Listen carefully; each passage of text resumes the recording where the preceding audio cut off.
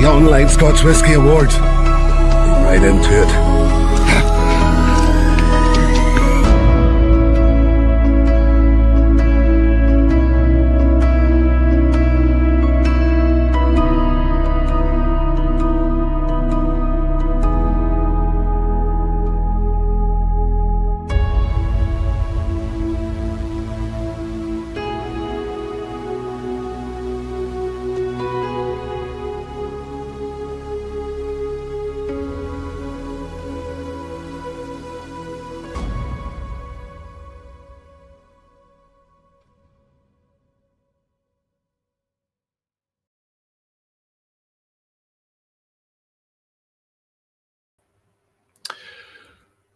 Welcome to the 5th Online Scotch Whisky Awards, the OSWAs 2025.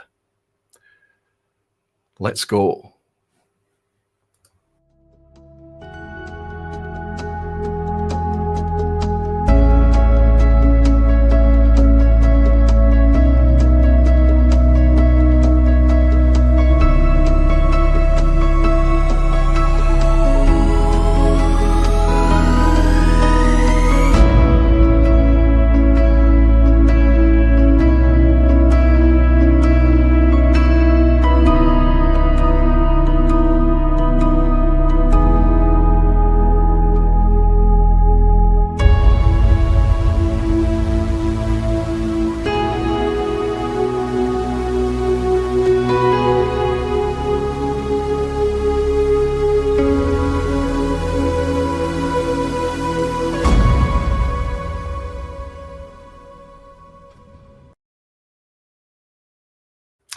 Welcome everyone. Hope you're all doing very well. Welcome to the Online Scotch Whisky Awards for 2025. Can't wait to get into it tonight. As always, we've got 9 categories to share with you tonight, starting with value whisky and finishing off with best Scotch whisky. We've got a multitude of different people coming in to share the announcements and to share the celebrations as well along the way. Of course, in a moment, I'll be welcoming in the wee man in the Irish Sea, that is Ralfy, of course. He'll be joining us imminently. But over the course of the last few months, we've been harvesting lots of suggestions and lots of feedback from the community. We then got together with 20 core contributors, that is people that are directly involved in guidance in Scotch whisky recommendations, whether that's in YouTube, whether that's in retail, the on-trade, podcasts, writers, all of it. With those suggestions, we put it out to over 100 contributors in 2025. And everyone worked together in order to refine those suggestions for each of the 9 categories down to 6 nominations for each. Over the course of the last few weeks, the public has been busy voting for each of those nominations. Only 1 vote per category this year, so everyone's had to be super circumspect with their votes. But what it's given us is a winner for each of the categories. I think you're going to enjoy sitting with us tonight as we reveal who those winners are. I hope we've got something nice in the glass. I'm looking forward to it. Let's go.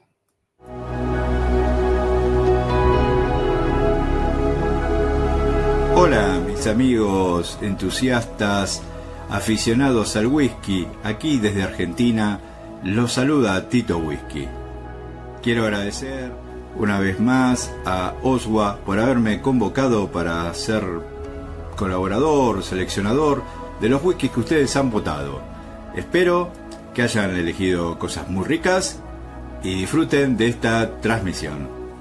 Como siempre digo, me despido con un a disfrutarlo. Bye. Kevin here from Let's Talk Whisky. The OSWAs, the Online Scotch Whisky Awards, growing every single year. This is something for the people and picked by the people. Good luck to everyone that's been involved and congratulations to all the winners. So everyone, look forward to Saturday and I hope you are too. Hi everyone, here we are at another Online Scotch Whisky Awards. Good luck to all the nominees, congratulations to all the winners, and thank you all of the contributors, everyone who voted, and Roy and Ralfy for bringing this community together to make and have our voices heard. Here's to you, here's to us, an award show for us and by us. Cheers. For everyone who has played their part in the Online Scotch Whisky Awards over the last 5 years, I say thank you, and I look forward to seeing each and every winner and celebrating alongside everyone around the world in this community. Cheers.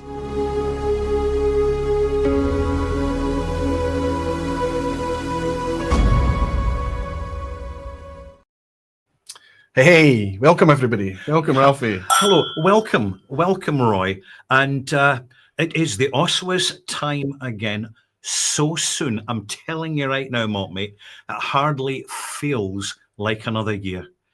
Time is a little bit faster than it used to be, but this is not only another year of the OSWAs, but it's the 5th year of the Online Scotch Whisky Awards. And I think it's fantastic that we have this super window into what people are looking to know about whisky, what to buy in the whiskies. And I think that we've really seen it in the nominations, how well informed the nominees are, all of them, and the sheer diversity and variety of nominations from across Scotch whisky and beyond. Talking of which, I think I'll just have my first sip. Cheers, fella. Cheers. Cheers. Good luck. Absolutely. Good luck. Yeah, as Ralphie's saying, there's been clear feedback from the community over the years of the Online Scotch Whisky Awards. We always agreed to 5 years to establish this thing. This is us here. We're at that 5-year point now. Ralfy and I are still friends. We've not fallen out yet. No, we haven't, And actually. We're still Not very all. much committed to the format going forward, but we're also committed to listening to what you guys say about it and how you guide it. With that said, no spoilers right now, but at the end of the ceremony today, just before we finish it for the closing credits, there will be an announcement about the future of the Online Scotch Whisky Awards. These things take a lot of effort. It takes a lot of effort from Ralfy, from me, from Rob and Chuck, and everyone on the team behind the scenes. It takes a lot of effort from everyone that's out there sharing it with their own communities, the people who get involved in the voting and the curation of the nominations each year. It all takes a lot of work. So it has to be valuable to whisky. It has to be valuable to the wider whisky space, the landscape, and the community as well. And it's very valuable to Roy and I and to the OSWAs, knowing that you have popped in to peruse the nominations and then place your vote. And you're not just firing out your votes willy-nilly, you're being selective, you're being careful, and you're being considerate about which spirits, which whiskies are meaningful to you. And this gives us a fantastic overview, both Roy and myself, when we are taking our own channels, individual channels forward. Well, it tells us and informs us about what we should be reviewing and sharing our opinion with you as much as you're sharing your opinion with us through this OSWAs portal. Absolutely. Absolutely. I think it's building up to be a fantastic resource. And it's not just for people who are new into whiskey. It doesn't just give these new people into whiskey a nice selection of whiskies to track down and to sample and try. It's also very valuable for people that are fairly seasoned in whiskey. Yes. I think it's no individual's opinion. This is the consensus of a much, much larger community. And one of the things that's been really interesting to see, and a lot of people have mentioned this to me already, that contributor page on the OSWAs website listing over 100 different places you can go in order to discover whiskey guidance, whiskey content. So you can find whether it's the written word, whether it's a podcast, whether it's YouTube broadcast on camera. It doesn't matter where, whatever suits your vibe, you can go to that portal, that page on the OSWAs website, and you can find all the whiskey content that you could ever ask for, and all of it. Yeah, it's completely free. Yeah, and let's not forget the distilleries and the independent bottlers who are getting a phenomenal amount of direct, authentic, feedback as to what their customers are genuinely interested in and how much a good whiskey is appreciated from the producers who invest in the grain, invest in the skills of staff, invest in their product to make sure it is the best version of what it can be. The cream, as they say, floats to the top. And we are looking at that cream, the cream of the crop, no pun intended. First corny joke. Boom, boom. Yeah. But here and we it are. won't be the last time you hear the phrase "the cream of the crop." I think we even write it on one of the slides that we share with you a wee bit later. But it is the cream of the crop. And it's not exclusive. We're not saying that these nominations are the best. These are just the best that have become the cream of the crop for 2025. Yes. Over the history of the Online Scotch Whisky Awards, sure, there has been some whiskies that's potentially been discontinued, but you could go back in time. And any of the whiskies that you find are going to be not just things that Ralfy and I would get behind and the things that we enjoy, but these are things that the entire community have got behind and said, I'll place a vote for this. Yeah. Or even better, the People's Choice, that chart. There's no point in generating all the data that we do with the Online Scotch Whisky Awards if we don't use it. Yeah. Correct. So what we're doing is everyone's going to enjoy receiving their certificate tonight. They're going to enjoy their winner's certificate and the award of winning in 2025. But like we always do, we'll list the top 10 People's Choice that you have fed back to us. Yes. That's a free field. Anybody can write in anything that they like in that field. It's not led by us. It's not led by any of the contributors or collaborators. You can write in anything you like, and that generates data. It does. And we had a brand new helper this year. Thank you, my friend. You did a fantastic job helping us all out. Are you going to name him? He's got credited at the end. Fine. Okay, okay. Well, we'll call him Odderty, right? We'll call him Odderty. Oh, very cryptic. Yeah. Very cryptic. Now, there are plenty of whiskey awards out there. However, the OSWAs is genuinely and transparently different. And we just want to say at the beginning of the show that we really, really appreciate everybody viewing this live stream and on catch up, because the best endorsement that the Online Scotch Whisky Awards can have is getting attention, so that you are supporting us in feeding back to the whisky community about what is genuinely appreciated and valued. Yes, yes. That wasn't too over the top, was it? No, not at all. I think it's absolutely right. And I think it's okay to be a wee bit over the top. We only do it once a year, Ralfy, right? So we just fill our boots a little bit. But I think it's fantastic. I get the privilege of seeing all the behind the scenes, crunching all the data, seeing all the things and noticing the trends and the changes year to year and over the years. It's fascinating for me. So I hope that means that it should be of value to all of you guys too. I hope you're comfortable wherever you're tuning in from. I hope you get something in the glass. I hope you've got your feet up because we've got 9 categories to get through tonight. That's 9 people are going to join us to announce these categories, and that means that we've got 9 winners as well. Why don't we just get things kicked off, Ralfy, and roll straight into our first category? It's a plan, Roy. Let's do it. Cheers, buddy. Let's get moving.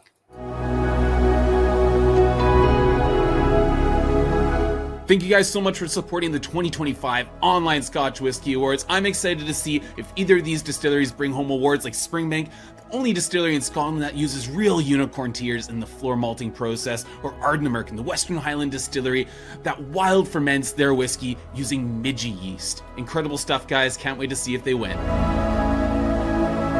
Hey whiskey lovers, Tim here from Whiskey Heroes. We dream to everyone who has supported, contributed and voted in this year's OSWAs. Best luck to all the nominees, and of course massive congrats to all the winners, and big shout out to Ralfy and Roy for another cracking celebration of whiskey. Hope to see you all next year. Cheers from Germany. The One Glass Man saludándolos desde Miami, la capital de América Latina, para mandar una felicitación a todos los nominados y ganadores de los premios OSWAs del 2025 y un agradecimiento a todos los votantes y participantes de los premios este año y en particular a Roy y Ralfy por mantener el espíritu de los premios OSWAs hacia adelante. ¡Salud! Greetings to the Bon Accord Boffy. This will be the last year I'm celebrating the OSWAs in the Bon Accord, but hopefully I'll have my new pub up and running in time to celebrate with you all next year. Congratulations to all the winners and thanks to everyone who voted and took part. Slange. All of us coming together is what gives real meaning to these awards. Our votes are what makes this a success. It is always my pleasure to participate in the Online Scotch Whisky Awards. Congratulations to this year's winners.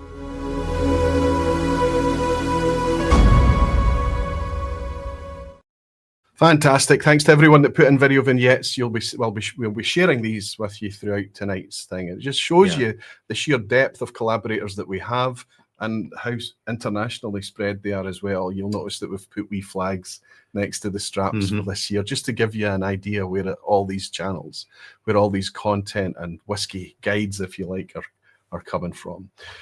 Before we get started, I'm going to share just a one or two stats with you before we put the wheels on this thing, just so that give you a wee bit of a look behind the curtain, so to speak.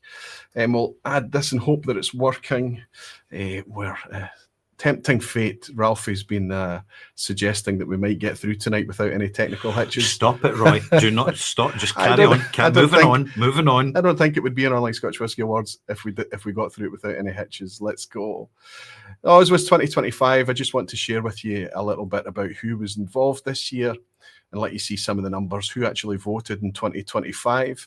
We always like to be completely transparent and just let you know exactly what's going on here. So we had 3,523 registrants this year, 98.5 of which self-referred as Scotch lovers. Why is that important? Well, it's the Online Scotch Whisky Awards. The S in the OSWAs stands for, obviously, the Scotch whisky community. We are not saying that we are a whiskey authority for the planet, but our comfort zone is Scotch whiskies, typically malt, yes, but Absolutely. Other things too. And very comforting it is too. Yes, absolutely. And we do enjoy dabbling with other whiskies, hence the inclusive nature of the categories. Yeah. But this is from the perspective of the Scotch whisky community. So it's important to us that people identify as Scotch lovers. And we can pick that up here. The people that avoid Scotch and the people that are drive-bys, 1.5%, absolutely negligible. You can see that the people that identify as being whiskey promiscuous is just over 20%.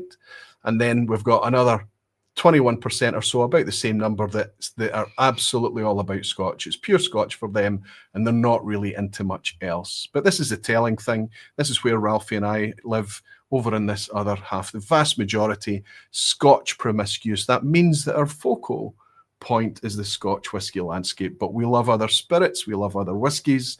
We're a little bit promiscuous when it comes to our whisky flavour chase. The contributors this year, this is the most contributors we've ever had. I think we were about 80 last year, Ralfy. Yeah. There was a few channels that have kind of wound up. There's a few people that have retired and hung up their boots and disappeared. Some natural churn and attrition. But thanks to the community who helped us recruit more contributors for 2025, we are now speaking directly with over 100 contributors in 2025. Yeah, and just to confirm, the contributors who are people around the internet who are established and proactive and informed and informing whiskey talkers. Absolutely. If you're in a position online or occasionally online through social media, or if you're in a position of whiskey guidance, so we've got the on-trade, we've got retail involved as well. Yeah. We've got authors, writers. But if you're in a position of guiding Scotch whisky enjoyment and consumption, you can get involved in participating in the Online Scotch Whisky Awards. You have to be active in the last year, and you have to be active doing so for at least a year. That should be more than enough for you to participate in Online Scotch Whisky Awards as a contributor. Okay, the category spread, it's always an interesting one, but it's a quick one. This was probably the most interesting thing for me this year. 24, nearly 25,000 votes placed over the course of the last few weeks. We cut down the voting window this year. Yes. Just because of personal pressures on Ralfy and I, we had to shrink things down a wee bit this year, make it a bit more concentrated, but we noticed some advantages to that. Regardless, still 25,000 votes were placed from those 3,500 registrants. You'll notice that that's down significantly from 2024.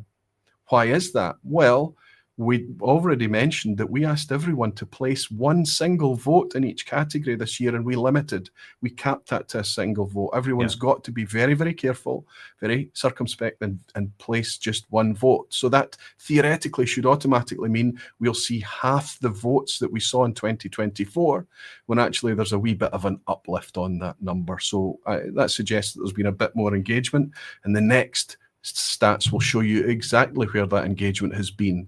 Here is the vote spread across the 9 categories: best value whiskey, best blended whiskey, blended malt, best non-malt, best distillery, best new distillery, best independent bottler, best world whiskey, and best Scotch whiskey. Now you'll see this bar chart always looks a wee bit like a letter E. If you go back to the 2024, you'll see a clearly defined capital E. But what's amazing this year is we have seen significant increases in engagement along the categories of best blended whiskey, best blended malt, as well as new distillery and independent bottler. So it's starting to make that E, that capital E thing, a bit less pronounced. Obviously, the attractive categories of best value, best distillery, and best Scotch whisky are still the largest and with the most engagement. That just makes sense. But what we've also seen, and Ralfy and I have taken a lead from this, we've seen a contraction in best non-malt whiskey. That's everything that's not malt.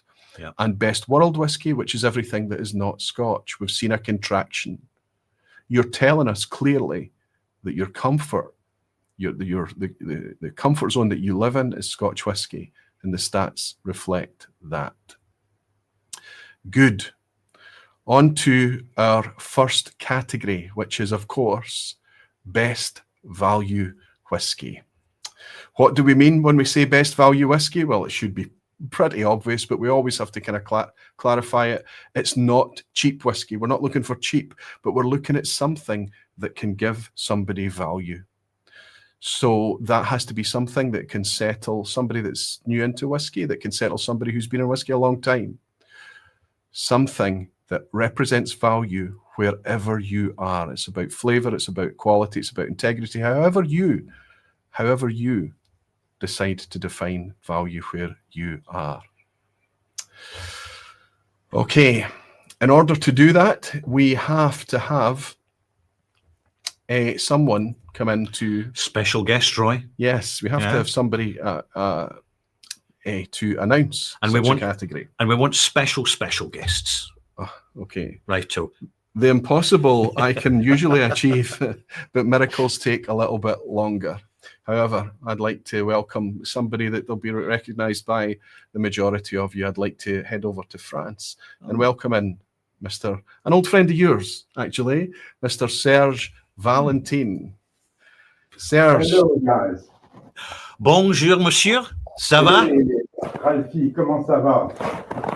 Long time no see, Ralfy. Absolutely. You're looking very formal there, Serge, as if you're off to the keepers of the quay. Thank you for dressing for the occasion. Right? You know, appreciated. Where is your microphone, Serge? Because I think it's rubbing against your clothes, maybe. Oh no. Is it all right now? We can hear you, but it's quiet. So maybe is it the laptop microphone? It's just laptop. Is it better? Oh yeah, it sounds like it's in his pocket or something. Serge, we can hear you. As long as we can hear you, it's no problem. Listen, thank you so much for stepping forward to announce a winner here tonight for the Online Scotch Whisky Awards. For me personally, I know that Ralfy and you are old friends. but it's a delight for me to welcome you here because you've been way before any content was out on YouTube, as far as I can remember. There was very little whiskey content online when I started to get involved in whiskey. But the Malt Maniacs were there, Malt Madness was there, and certainly Whiskey Fun was there when I first started to get into whiskey. So thank you for that. It's very appropriate that we should have somebody like you involved in an initiative such as the Online Scotch Whisky Awards. You were one of the originals, Serge. And not only that, Serge, but the relevance and significance of Whiskey Fun remains absolutely outstanding in the whiskey sphere. So congratulations for managing to put up with 20,000 odd fabulous whiskies, rums, brandies and cognacs, all for the sake of sharing the experience with us. Do you still enjoy it, Serge? Thanks to you, guys. It's a pleasure, you know. It's like when you ride fast, you know that if you stop pedaling, you might fall. You just go on, right?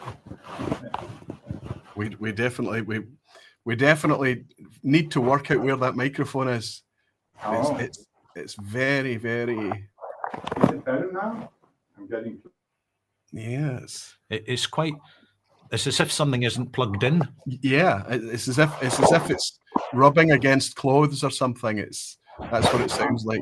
We can almost hear you.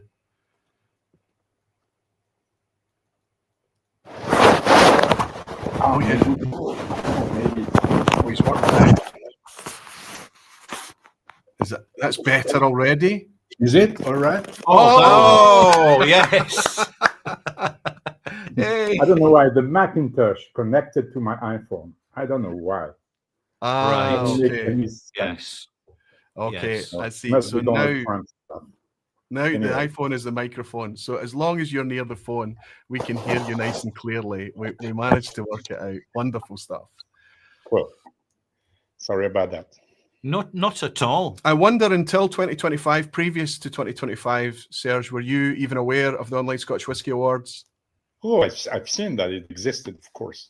With such luminaries as yourselves, you can't miss it.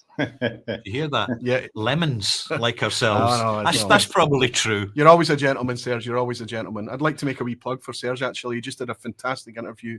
Thoroughly enjoyed listening to almost 2 hours with the Curious Bartender. If anybody's interested in hearing about Serge, his opinions, his takes, his personal thoughts, and just how he feels about over 20, I think you're about 22 or 23 years now of Whiskey Fun. It's a fantastic interview, just to give you a wee plug there, Serge. Thank you so much. Yeah. Very welcome. Yes. Just for fun. Yes. Are you in a position to be able to share? Fantastic, Yes. Fantastic. Listen, my friend, when you're ready, please read out the nominations for the 2025 category of Best Value Whiskey. All superb houses and ranges. So we've got Ardnahoe, AD Sherry Cask. Then we've got another favorite of mine, Ben Romar, 10 years old. Craigellachie, 13 years old. Glencairn, 10 years old, which used to be Jim McEwan's favorite malt whiskey, even when he was at Bruichladdich. Wow. That's what they used to tell everybody. That's why they got angry anyway. And then we've got Signatory Vintage 100 Proof Series and the Thompson Brass Mystery Malt Series. So that's 1, 2, 3, 6 nominations. Yes. Should At I your tell you leisure. one? Absolutely. Please All burst right. open the envelope and let us know. There. And am I surprised? Well, I am not. You know why? Because I suppose 20 years ago, the result would have been the same, even if the range didn't exist, because it's Signatory Vintage 100 Proof Series. And, There we go. Incredible. Yeah. Incredible. Fantastic. It is truly fantastic. In a time when the landscape was a little bit overpriced, I would have to say, generally speaking. We had a range released onto the market back in 2023 that covered a multitude of different distilleries, all at 57.1% ABV, 100 proof, of course. Yes. Typically in the range of £45. It was exactly what the enthusiast, what the drinker needed. Yeah. Have you enjoyed this range, Serge? Absolutely. Absolutely. I've tried quite a few. It's all more or less sherry, right? If I'm not a lot mistaken. of it. Well, some of it is bourbon cask. There's an Ardmore here, and I've got this one's a Glenord. There's a few bottles I have on hand that is to my slightly preferred palate of ex-bourbon. Yeah. But there are both out there, but the majority is sherry, yeah. It's interesting, Serge, that in this particular, the first category of the OSWAs, the award is not going to a single bottle of whiskey, but in fact to a series. And I'm sure you'll agree that what's outstanding about this is the accessibility and affordability of seriously good quality, and we're talking intrinsic quality whiskey, to people who are on a budget.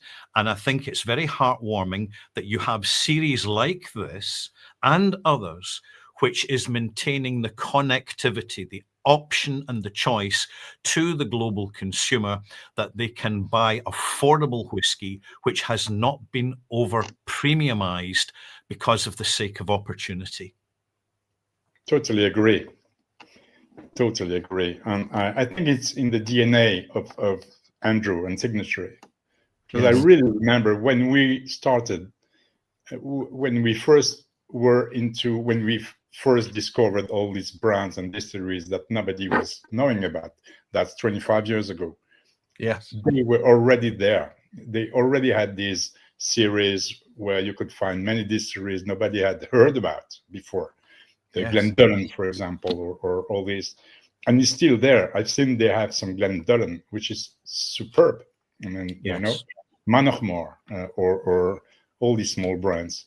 I mean, not small, but a little unknown until now. So bravo. I'm really glad that they won, and thanks for. I think the community did a fantastic work to vote for these, and they are hardworking people and fantastic. It is fantastic. I'm very, very, very pleased that it's part of our whiskey landscape these days. Yes, that we've got these fully natural products. Can I tell you what pleases me, Roy? What's that? To see Serge on the OSWAs. Absolutely. Wonderful. Absolutely. What an honour. What an endorsement. When was the last time you shared a dram with Serge? Actually, it's many, many years ago when we were both at a Malt Maniacs event in the Highlands of Scotland. I won't bore you with the details, right? Someday we'll talk about it in the pub over a dram or two. Well, every time I've met Serge over the years, he's always said, "Pass my regards to Ralfy, won't you?"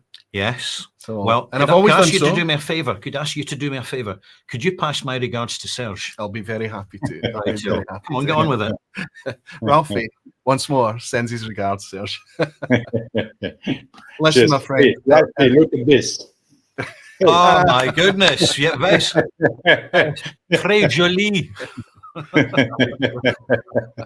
I'll need to go and get a flat cap. Yes.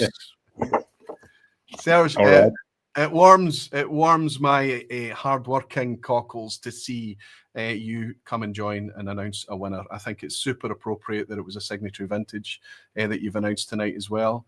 And I look forward to many, many more years of your really tireless, wonderful insight into whiskey. It's been an absolute saviour for me over the years, and I'm very grateful to have you around, Serge. Thank you. Yes, absolutely, Serge. And long may Whiskey Fun continue to inform us, to guide us, and to maintain a complex consistency of perspective and opinion, which we know occasionally unsettles a few of the producers, but so sad, too bad, never mind, many more. Cheers, guys. Thank you for dressing up. Bye-bye. Congrats to you. Cheers. Bye-bye. Cheers. Bye, cheers. Wonderful, wonderful, wonderful stuff. Absolutely. Well, I'm gonna share something with you and we're going to do it in a slightly different order this year because I think it's important that we see this. Because what we like to do is a wee look under the hood and give people some stats behind the series. It's called transparency. We like that. It is. It's called. That's exactly what it's trying to give people just a bit of a wee bit extra information. So here we go. Let's pop this up here, and I can share with you how that win came about.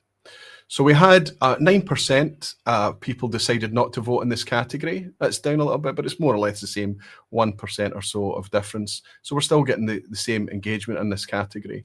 But in 6th place, we had the Thompson Brothers Mystery Malt series. That's only just come out in, I think, April or May this year. Its first cart started to come out. We've only seen 3 series of that release, but still, it's already made its way into the Online Scotch Whisky Awards. Such is the fun and innovation from it. In 5th place, we've got one of Serge's favourites, as you just mentioned, Bunromac 10, 9.4% of the vote, alongside Glencadam 10. Just a wee bit more, not much in it between the two at all. In 3rd place, we've got Ardnahoe's AD Sherry Cask. You might remember that Ardnahoe's AD Standard Series was a part of this last year in this category. This is the Sherry Cask core range release, 16.5%. In 2nd place, we had, and this is continually climbing, this has always been around the OSWAs, the Craigellachie. It's never far away, and it's getting more and more of a reputation. I think Dewars, Bacardi Dewars, are doing fantastic things with Craigellachie, with Altmore. I'd love to see more improvements from Aberfeldy, to join the likes of the Royal Brackleys and things like that. This is a living example with Craigellachie of how a large corporation can absolutely get it right and be in touch with the zeitgeist of the moment of what customers have developed their palate to enjoy and appreciate. And just treat malt whiskey with respect. Don't dilute it, don't add things, don't take things away. But clearly the winner with a comfortable lead, almost a third of the votes, over 1,000 people placed their vote for Signatory Vintage 100 proof series. Wouldn't it be wonderful if we had someone to welcome in to accept the certificate this year? Well, let me stop you right there. It won't be Andrew Symington because he doesn't do public appearances. You know that. So he must have nominated someone from the office will be here. I've already said the impossible I can do. Miracles take a little bit longer, but we do have Mr. Andrew Symington. Well, hello there. Good evening. Good evening. Congratulations, Andrew. Thank you very much. Very honoured, very humbled. Excellent. Yep. You're very welcome. The last time I chatted to you was at Ardnahoe's Distillery while you were sitting on top of your beloved forklift truck. Yes. That's a few years ago now. That's a few years back now, I'd say, yes. Now my oldest son has joined the business and he's taken away some of my toys, my telehandler forklift truck included. Really? Could I ask why? Why? Simply, he thinks he does a better job than I do, like all these young kids nowadays. Yeah, right. I become the old man of the company now. Right. So it's away home, Dad, and we can get your chair, your pipe, and your slippers. You know? No, not really.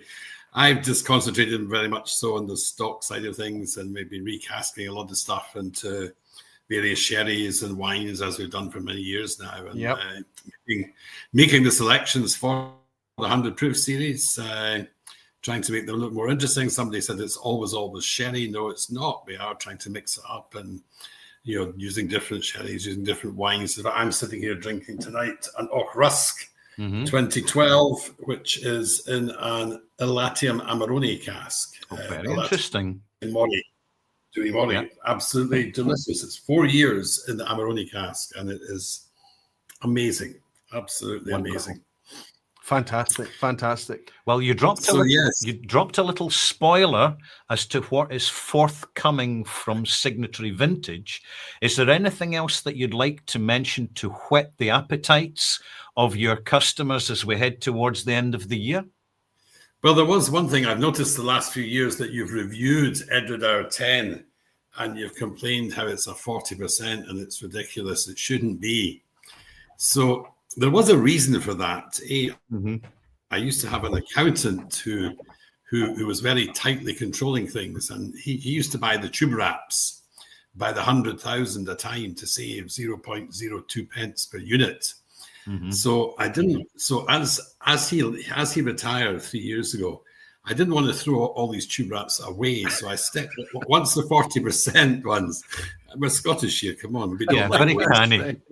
We're very canny. So we used up the 40% ones. Then we had all the 43% ones that used to go to the States. So we at the start of this year, we upped it to 43%, and they ran out now in September. So we upped the game and went the full hog to 46% of all. My goodness. An Ardnahoe 46% all. It looks like you've got a good customer here with my colleague. He's already got a bottle. Well, I think Andrew's keen for me to pour some of this for you a wee bit later after the stream. How many years have you been asking for it? Right. Well, I tell you what, thank you. We really appreciate Andrew. I mean, we're being humorous about this, but we really, the entire online whiskey community really appreciate and applaud when whiskey producers are actively listening to our conversations and hearing our suggestions and then going further and acting on them. And so we absolutely, on behalf of the whiskey community, we applaud you for it and we thank you for it. And perhaps some other producers will also take note. Yes, perhaps they might. Yeah. What also inspired me was it was coming up to it's our 200th anniversary this year. Yes. And we revamped our book, and it has these QR codes in it now, and we did a tasting. So of course, this all fell right in line with doing the 46% sort of release. So people think it was specially done for the 200th anniversary, which it wasn't. It was just by luck, by chance, that the tube wraps ran out at the right time. And we had to up it to 46%. I'll be perfectly honest. You know, you can't. It would be environmentally irresponsible. I'm a marketing genius here, but it wasn't. It was absolute fluke. It just fell off at the right time. So we now have on our tube there 1825 to 2025 for over 200 years. Maybe you should change the name to Serendipity Vintage. In the tasting and the QR code, I raise a glass to you, Ralfy, and say, right up you, it's 46%. Oh, I tell you what, every now and again, Andrew, I really don't mind getting it up me. If it's for a good cause. And I think in this instance, yes, absolutely it is. Wonderful. Fantastic. Andrew, just before we let you go, you have been waxing lyrical to me recently about the fun that you had with the 200-year celebrations of Ardnahoe over in Germany at festivals and things like that. You seemed to really get a lot of joy from maybe not having the muddy boots on, driving the forklift, less of the sleeves rolled up, rolling casks around back at the distillery, but more being out in front of the people who love the product and love what you're doing. That seemed to reinvigorate your desire for that type of thing. Might we see you at more of these events in the future? You might, yes. It was probably 7 years since I did the last one. It was the 30th anniversary of Signatory, I think, when I was last at the shows in Paris and London and so on.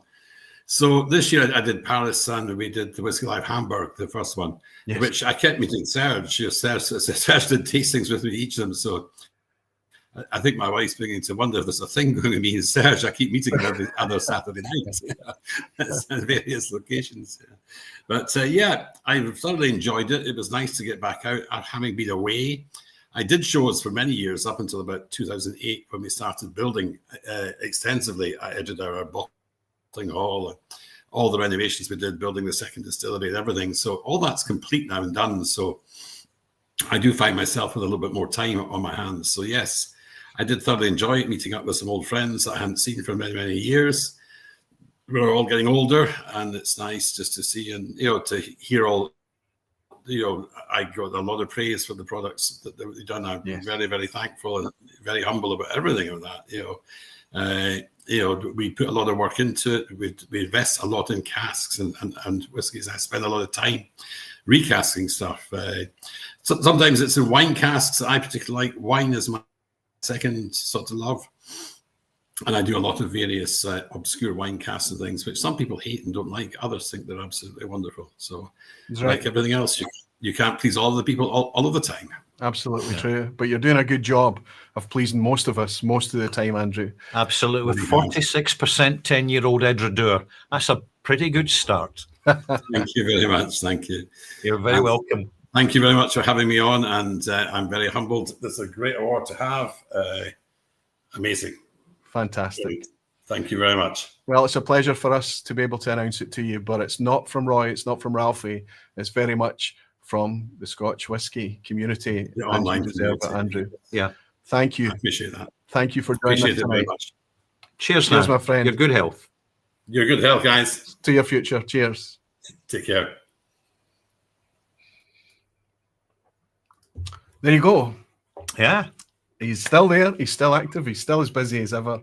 And he's doing some amazing things. It's lovely to see Andrew on the OSWAs. Absolutely. Absolutely. We're running a wee bit behind time, but it's okay to. It's fine. It's okay to spend a wee bit more time when you get people like Andrew and Serge on. Totally. But I just want to run through very, very quickly the People's Choice and the Best Value category. This is the voice of you guys. This is the voice of the community. And this is not an award. We don't give awards for this. We just share the data with you. This is your top 10 chart for each of the 9 categories, if you like. I hope that makes sense. In 10th place in the People's Choice top 10 for 2025. Once it should be running. There we go. We just needed to press the start button, Ralfy. Yes. We've got Lechicks. We're still rolling, Roy. We're still rolling. We're still rolling. Lechicks Sinclair series, 46.3% non-age statement, this one, but fantastic value. And just as Andrew's been mentioning there about wine casks, the use of wine casks, there's a lot of people out there that love it, and this one's gone down very, very well indeed. Number 9, we've got Ardnahoe AD.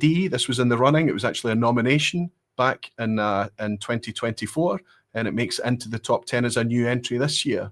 But it's sandwiched by 2 Lechicks because we've got the OSWA staple, constantly mentioned, often makes the nominations around the OSWAs, especially in the best value category for the 10-year-old. It holds its position in 8th place. Number 7 is Springbank's 10-year-old, making it into the top 10 category. This is direct feedback that people are now finally able to get hold of Springbank again. Yes. So only way this can make it in here, people wouldn't be putting this stuff in there for best value if they weren't able to buy the stuff. It's obviously therefore a new entry. In 6th place, we've got Craig Ellicky's 13-year-old, as Ralph and I just mentioned. And it did make it into the nominations this year, but alongside its continual rise, it's also climbing up the People's Top 10 by claiming another space and gone up to 6th position. Deanston 12, it slipped a little bit, but it's still in the top 5. This is fully natural stuff from CVH Spirits here, 46.3%, everything just the way we like it. And this is a very, very loved product. Number 4 is their sibling, Bunnahabhain, over in Islay. Again, two positions of a slip, but not too much. Still firmly a favourite, still well inside the top 5 for Bunnahabhain's 46.3 12-year-old. Then in 3rd place, we've got Coquerin 12-year-old. This climbs 2 places into the top 3 this year. Again, probably the most available of the J&A Mitchell series releases. The Coquerin 12, and a gorgeous little spirit it is too. 2nd place, second from top, out of nowhere. Just gone down a storm with everyone. Signatory Vintage. Now, this is a series of products. It's difficult, I mean, whether you have an individual bottle, an official core release, or do you have... But we've always blurred the lines on the OSWAs because 12-year-old Springbank cask strength, or Elijah Craig barrel proof, or whatever, a Circumstance organic. These are different batches. These are a series of products. And it's not always possible to buy the exact same thing. The way that we're looking at this is a range of products that's been released, and much like the Thompson Brothers Mystery Malt, to bring fun, drinkability, flavour and value. It's the perfect category to celebrate it. And you guys seem to agree because you've put it at number 2. So what does that mean? What is number 1? Well, it's the OSWA all-conquering king from the Isle of Arran, and it's Loch Ranz's Arran 10-year-old. Now, this didn't just nudge it. It didn't just steal it. This absolutely obliterated it. The amount of people saying, where's Arran this year? you put it right at the top of your top 10. And that brings our category to an end. Sorry, Ralfy. Go ahead. It's interesting to note about Arran is the distillery is still relatively young in distillery age. It's only 30 years since Arran was founded. And yet this is what you would call a core range example of excellent whiskey, widely available, good price, and consistent from batch to batch to batch. And all distilleries, I'm sure, are more aware than ever before that batch variations do get noticed and do get discussed on social media and do influence distilleries' reputations. So I commend Arran for the consistency, particularly of the 10-year-old. We love that stuff.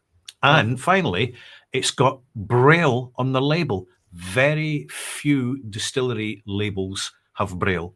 For those who are visually impaired, they can touch to know exactly what bottle they're holding in their hands. In many ways, we can consider Arran being the original New Wave distillery in 1995. Yes. Let's go. We're already behind time. It's the OSWAs. We always will be.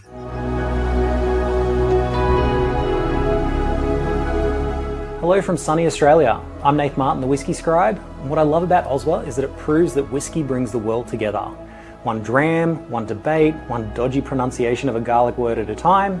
So thank you to all the whiskey lovers who have tasted, shared and voted this year. Congratulations to everyone involved. Slanjava.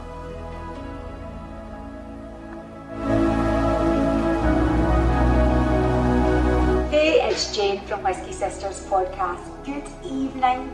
Amazing to be here at the OSWAs 2025. Massive congratulations to the winners and cheers to all the whiskey fans that voted.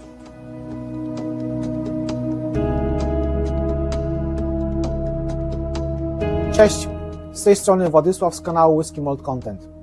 Bardzo serdecznie chciałbym podziękować wszystkim miłośnikom whisky, którzy w tym roku wzięli udział w głosowaniu w Online Scotch Whisky Awards w edycji 2025. Z całego serca również gratuluję wszystkim zwycięzcom w poszczególnych kategoriach. Wasze zdrowie. Slandzie. Cheers.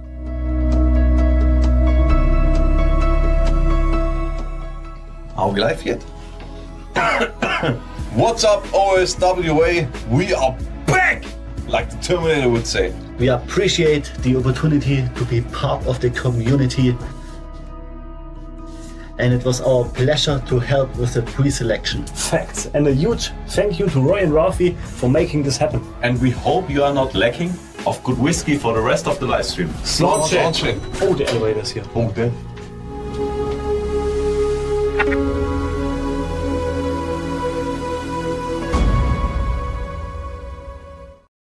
Fantastic. Thanks for everyone for sending in those brilliant vignettes. Loving them. There's a lot of thought going into them, and they don't take themselves too seriously. No. We love that at the OSWAs. That's right. It's the OSWAs, right? We are running behind, so let's get this through as quickly as we can. I don't want to rush this category because it's important to me. This is the best blended whiskey. It doesn't need to be Scotch for this category, but of course it's the Online Scotch Whisky Awards. It's our community, so it tends to be that. When we talk about blended whiskey, what we're talking about, well, it should be fairly straightforward, but it's a bit of a cliche that a truly great blend can deliver an experience greater than the sum of its parts, but there is truth in that. And when a blend is put together well, it can often be good value too. It doesn't have to be, but that's what we seem to be enjoying. Yeah. So that is how we define blended whiskey. And in order to announce the category winner for 2025, there's nobody better, I think, than to invite a blender. Right, yes. How about a master blender? How about Loch Group's master blender, Michael Henry? Well, it'd be lovely. Hello, Michael. Good evening, Ralfy. Good evening, Roy. Nice to see you, my friend. Nice to see you. So I'm even a blending room background for tonight. So. That's fantastic. The eye to detail. Now, is that the blending room from Loch Lomond? Yeah. Fantastic. Fantastic. But you're actually sitting in your kitchen, right? you're green screening us. Unfortunately, my wife's away in Paris for the weekend, so I have the kids myself this weekend. So I'm at home. Okay, well, we won't keep you too long in case we get kids running in on the scene and distracting you and things like that. But thank you very much for joining us tonight, not least because it gives me the opportunity to say to you that over the course of the 5 years of the Online Scotch Whisky Awards, Michael, the products, the brands, and the distillate that's in your guidance, that's under your remit, we're seeing a fantastic amount of positive feedback. Not just the growth, the rising star of Loch Lomond Distillery, but the amazing renaissance that we're seeing down in Campbeltown from Glen Scotia as well, and all of the products that you've got a hand in. So take it from me, please continue, Michael. We love what you're doing, and thank you. Yeah, and I'll endorse what Roy is saying. Michael, you're doing a very good job. Oh, thank you. I think both distilleries are in a very different place than we were kind of 10, 15 years ago now. Totally. It's kind of very kind of humbling to come on to things like this and see Loch Lomond and Glen Scotia kind of rubbing shoulders with the other distilleries that have been, other expressions that are nominated. So I've been with Loch Lomond now for coming up in 19 years. So it's been a kind of long journey, but I know we're not there yet. But it's good to see kind of where we're at now, and I'm a lot happier where we are now than we were kind of 10 years ago. I love the humility as well. The suggestion that you're not there yet is the idea that you could be getting even better, Michael. It's fantastic. We're loving the journey and we're loving the products. I'm grateful to have you around. Do you have, I think you do, I saw a wee flash of red in front of you, my friend. Thank you. Yep. So the nominations for the 2025 Online Scotch Awards in the category of Best Blended Whisky are Cadenhead 7 Stars Blended Scotch, Compass Box Nectarosity Blended Scotch, Living Souls 99-1 Blended Scotch, Maclean's Nose Blended Scotch, Nika from the Barrel Blended Whisky, and Thompson Brothers TB BSW 6-year-old Blended Scotch. And the winner is...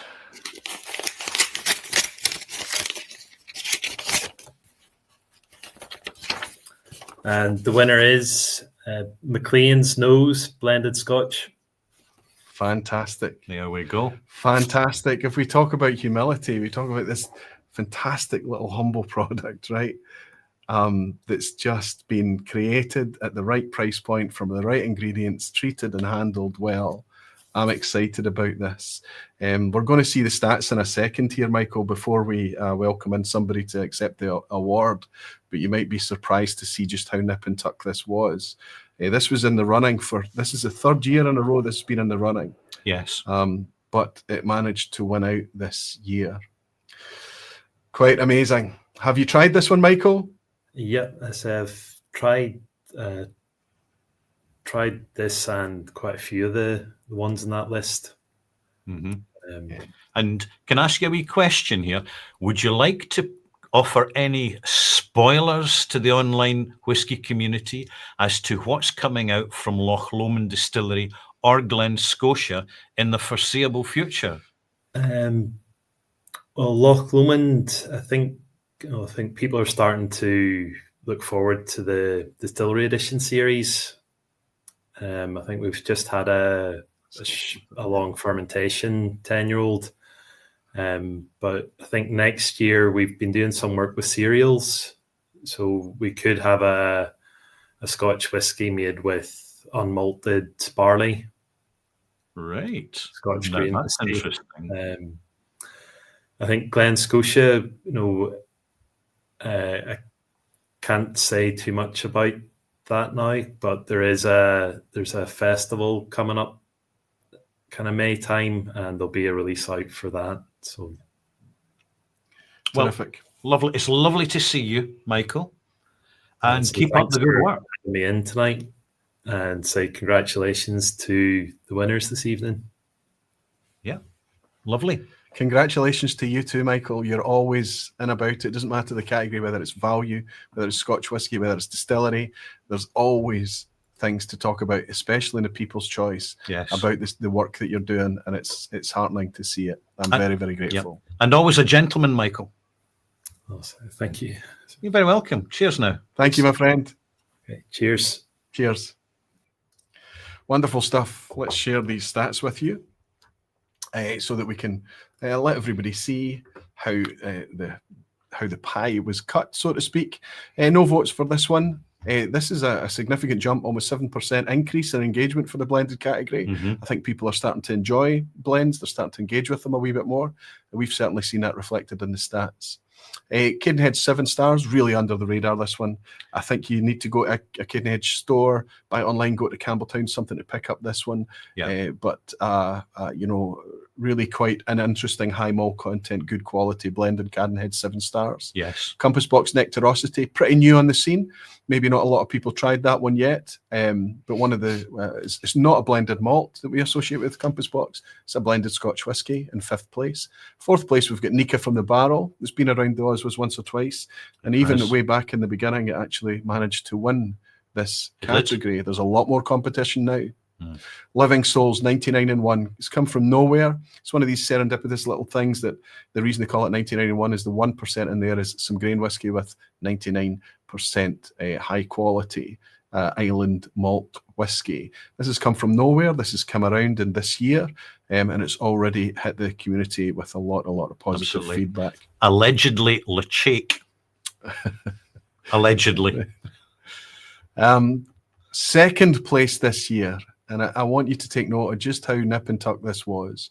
This was up for trifecta in 2025, and they just missed out. 19.9% of the vote. The Thompson brothers, TBBS W6-year-old, it won in 2023, it won in 2024, but the prizes go to Maclean's Nose in 2025. So there we go. We just need to reach out to someone to come in and accept the win for 2025. I find from experience that Ardnahoe is a very proactive distillery. Well, and I wouldn't be surprised if we've got an absolute top performing professional to join us from there. Well, we do. We have Connell McKenzie. That'll do. That'll do fine. Fantastic, Connell. But we also have the gentleman, Mr. Alex Bruce as well. Well, Alex. Congratulations, guys. Amazing achievement. And I used the word humble. I hope that that's taken in the way it was intended. I don't know if you guys would consider this a humble whiskey. And you've got your certificate there, Alex. It arrived safely. It arrived very safely. Thank you. Yeah, that was posted to you from the Isle of Man, which is now doesn't have an air freight service for the postal system, so it has to go on the ferry. So if you ever have a certificate that arrives in time, it means that there's not a storm in the Irish Sea. But if it gets delayed, it means it's quite stormy again. So it's a bit of a weather chart. It certainly has a slight salty tang to it, Ralfy. Yes. Terrific. Maclean's Nose. It's been around a couple of years now. I remember when it launched. I remember how fantastic it was, especially the price point. Has it been received well generally, guys? Yeah, I think evening, gents, and thanks for having us on. And honestly, it's we're absolutely delighted with this one. If I'm honest, I thought this could be an OSWAs that we maybe didn't pick up something, and that's obviously fine. And we're totally ready for it. So yeah, really chuffed. The whole team are chuffed to bits with picking up this award. And Maclean's Nose is going from strength to strength, from market to market, and we are just going to continue producing it. But it's great to blend. Actually, Maclean's Nose is at its oldest now that it's ever been. Alex, is that right? I would say. I mean, the grain component now is 8 or 9 years old, right? Yeah, I mean it's all about supply. We've got great demand for Maclean's Nose, which we couldn't ever have expected to be better than it is. It's fantastic. We obviously have control over one of the ingredients, but we don't have control over all of the ingredients. And it just so happens that the grain that's gone into certainly the last couple of batches is a few years older than the original. Is this leading to the point, gentlemen, where with the undoubted success of Maclean's nose, you may consider introducing a 10-year-old or other age-stated versions? Quite possible. Too late now. We know. No, listen, I'm known for my poker face, so how dare you? I think all I'd like to say really is, I mean, I think you mentioned it, Roy, a few minutes ago. This came from, we tend to be fairly flexible in how we work in Ardnahoe, and we're quite quick to get something to market. And this came from an idea only about 3 years ago. We kind of wanted to decategorize the whiskey element, if you like. So we were trying to make a really good whiskey at a price point that was affordable and attainable. And it just so happened that turned out to be a blend. And we're just delighted that it's been picked up. It's been understood for what it is. It's not going to be the best whiskey you'll ever taste in your life, but it's going to be one that you can find, hopefully, and one that doesn't break the bank every time you open it. Yeah. Mission accomplished. Yeah. And that's when I mentioned a humble whiskey. There's a lot of humility about that response there, Alex, as well. Mm-hmm. Very realistic. I think people really appreciated it. It came out at a point where it genuinely was the antidote to a lot of dynamics that were present in whiskey when it was launched. Ridiculously overpriced whiskies right, left and centre. And to have a little charmer like that coming out at 30 odd pounds a bottle, and for it to taste as good and do as good a job as it did, I think it really got endeared itself to a lot of whiskey enthusiasts the world over. Yes. And it's one of the products that I think is empowering this category, and where we're seeing in the OSWAs year by year, we're seeing more and more people willing to take on the exploration of blends.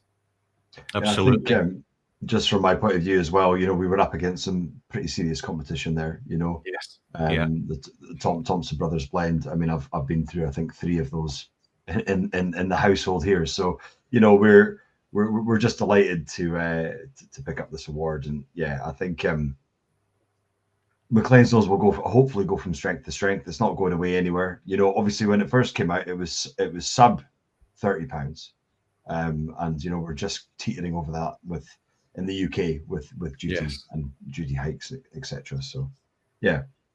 Well, we wish you all the very best with it. Absolutely. I think it's wonderful to get a wee bit of an inside scoop that there's some older grain in the current batches that are floating around here. That's really nice to hear. So let me give you gentlemen a little scoop. I was in the Bon Accord in Charing Cross, Glasgow, yesterday evening for Halloween, collecting peanuts. And I bought myself a dram of Ardnahoe Golden Promise. Righto. So just to give you some immediate and simple, straightforward feedback, what a banger. It's going to fly. I can also give you a wee inside scoop as well from my side. This is the man who will not accept gifts. I've had to post things anonymously to this man for him to take a gift from me. But every year for the OSWAs, he turns up here with a gift. So I forced a gift on him this year. But the gift he brought for me was Ardnahoe's Golden Promise. So enamored with it that he brought it. That's the gift. And what did I say when I gave it to you, Roy? That it's you predict that it will be the dram of the Glasgow Whisky Festival this year. Ooh, that's my prediction. So that's almost as good as an OSWA right there. There you go. Listen, guys. I'll be there pouring. Fantastic. I look forward to it. You'll be hosting us as well, Connell, and I'll get to hopefully raise a dram with you over the course of the Glasgow Whisky Festival weekend. But in the meantime, and going forward, just keep doing what you're doing. Everything that you touch is just fabulous. It's all about attitude, integrity, earnest endeavour, hard work, all of it. We love it. You missed something out, Roy. Go. It's brands like Ardnahoe, amongst others, that are actually maintaining the reputation of Scotch whisky in the modern market. And that's not hyperbole. That's truth. It's not hyperbole or hyperbole. It's the feedback. Cheers. Oh, On that note, but very kind words. And before you do go, I think obviously you kicked off with some list of people from Serge to Michael introducing us here, but the highlight so far, and I have been watching from the get-go, it has to be Andrew Symington telling Ralfy to get it right up him.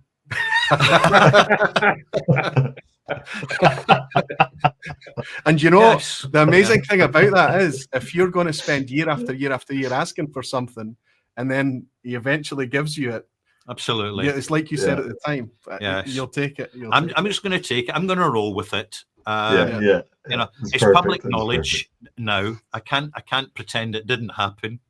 But hey, it's the way it goes. And you've got your Edward Hour at 46% now, Ralfy. Hey, listen, well done. I look forward to reviewing it, buying a bottle and reviewing it. Absolutely. Can't wait to get one myself. But yeah, cheers. Well done, guys. Congratulations on everything. Thank you so much. Cheers. Cheers now.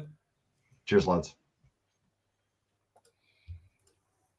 Wonderful. Let's quickly run through the People's Choice for the category, the top 10, just to see how the community views Maclean's nose in context. If indeed it made the top 10, of course. Probably. Yeah. Coming in at number 10, we've got a Compass Box Glasgow Blend. This is always floating around the periphery of the OSWAs. It's been nominated a couple of times. It's a staple. Yeah, it's a staple, but I think there's so much competition now that it's going to be interesting to see if it can maintain that. It's slipped a couple of points, but still inside the top 10. Then we've got in ninth position, we've got Johnny Walker's Celebratory Blend. Interestingly, this is a product that was released back in 2020, but it was released at not a particularly accessible price point. It wasn't the most expensive Johnny Walker ever, but it's come down in price. There's a lot of deals on this just now, and people are working out the quality of the liquid inside this at 51.5% or something it is. Higher ABV people are loving this stuff.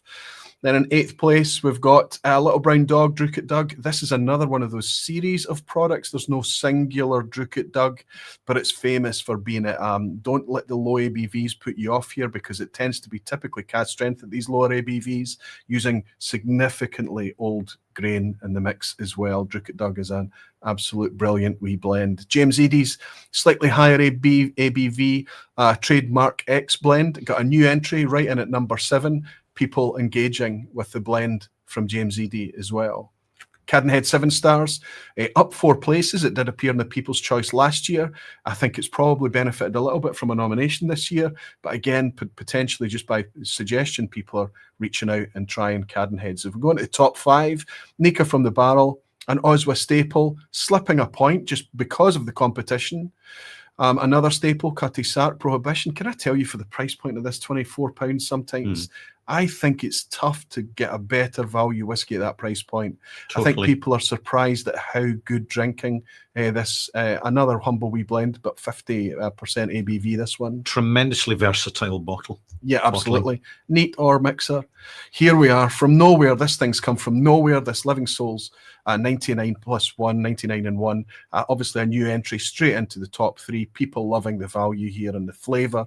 It's very, very intense and robust. Here's the OSWA winner for 2 years in a row. Still very much enjoyed by everyone. Fantastic value. A fantastic little happenstance story behind it as well. Thompson Brothers TBBSW in second place, which means that the people endorsed the win this year as well. People's Choice, a comfortable, slightly more comfortable actually than the percentage that it won the award by this year. So Maclean's nose is endorsed by the community, and that's very, very reassuring to see. But we are falling behind, my friend. We are genuinely falling, but my friend. So we need to get the wheels on it. We're chatting. There's too many nice folk coming in. Absolutely, yes. Well, congratulations to all the entrances and all the winners at this year's Online Scotch Whisky Awards 2025. Happen to be in Korea, so I'm not down in the Nook, but trying out some interesting whiskey here and visiting with a friend on the other side of the camera. Congrats, you guys. Thanks, Roy and Ralfy, for all the hard work you do. Cheers to all the winners. Cheers! Olá, somos a Academia de Whisky do Brasil.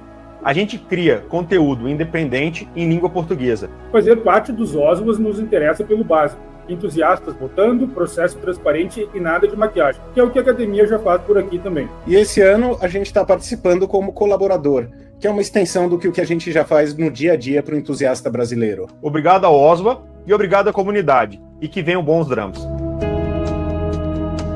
Hello everyone, welcome to another year of the OSWAs. Some massive nominations this year.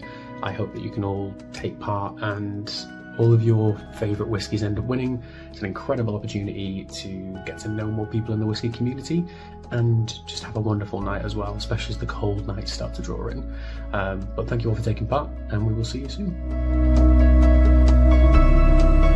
You're introducing the Whisky Lover Society. Tonight, I raise a glass to all the winners and, of course, all the nominees for this year's Online Scotch Whisky Awards. All of you have earned the right to be here tonight. From the US to Japan and everything in between. We salute all the hardworking people that make sure that we have a fantastic dram in our glass, always something special. Tonight, whiskey is a winner. Cheers.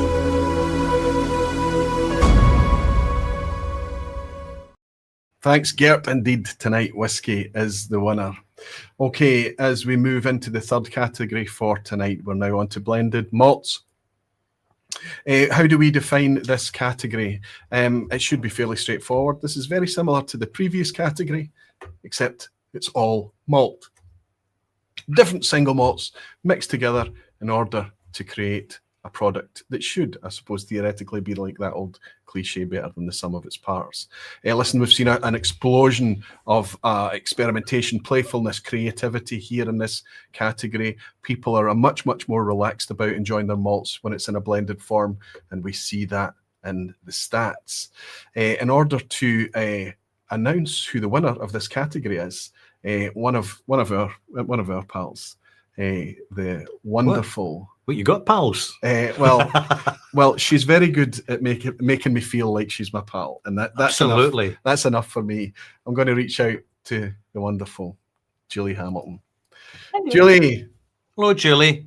Hello, everybody. How are Oh, you? nice and clear as well. Always professional. Fantastic to have you. I hope you're well ahead of the ding-dong scenario of a week from now. Yeah. The craziness of a couple of thousand people descending on Glasgow for the Whisky Festival. Is it all going well, Julie? Yeah. It's just all the last minute clicks just getting into place. So by this time next week, we'll be maybe about 20 minutes, 25 minutes off the last pour. So that's right. That's right. A week away. Just shortly. Yeah, it goes by so quickly. But yes, everything's all coming together nicely. I can't wait. We can't wait. Yeah. There's a lot of things happening over the course of the weekend, and I'm very, very grateful that catalyst, that festival, that what it's built for us all over the years. We're all looking forward to it, Julian. You always put on such a fantastic show as well. I can imagine it must be pretty stressful for you. It's fine. It's worth it. Be reassured to know that the tickets sell faster and faster with every rolling year. Yeah, it's incredible. This is number 16 this year, and it's incredible. Wow. 16 years. No, it's crazy. That's the exact same as the amount of years Ralfy's been going online. Yeah. I started my channel in February 2009. My goodness. Yeah. So this is while it's 16 events, 15th year, 16 events. Yeah. Okay. There was one year we just shoehorned a wee extra one in for the Visit Scotland Year of Scottish Food and Drink. So we did 2 events that year. A wee bonus one. That was it. Well, I can imagine just how busy and how hectic you are. You're playing it down, I'm sure, by saying just clicking the last things into place. It must have been busy, and I'm very appreciative that you stepped forward to help us out with this tonight, and also help whet the appetite for next week, when we're all looking forward to descending upon you. It'll be good to see you. Have you a wee red envelope for us, Julie? Got a red envelope here. So I have the nominations for the 2025 Online Scotch Whisky Awards in the category of Best Blended Malt Whisky. And they are Campbeltown Loch Blended Malt Scotch, Compass Box Crimson Casks Blended Malt Scotch. Another Compass Box Orchard House Blended Malt Scotch. North Star Campbeltown Connections Blended Malt Scotch. Old Perth Palo Catardo Casks Blended Malt Scotch. And the Thompson Brothers Sutherland 5-year-old Blended Malt Scotch. So, And the winner is, here we go. I have my trusty letter opener. I didn't trust my thumbs. So, and the award goes to Campbeltown Loch Blended Malt. Well, there you go. Delighted. My Please good. announce that one. That's good. I think that we've seen a lot more engagement in this category, Julie. A lot more people trusting and enjoying blended malt. And I think it's particularly when it's so hard to get hold of things from Springbank and Glengyle. This wee product has come along at the perfect time. It's almost just, it's a little bit like Maclean's Nose. It's a little bit like Signatory Vintage 100 Proof Series. They've nailed the window of opportunity and people are lapping it up.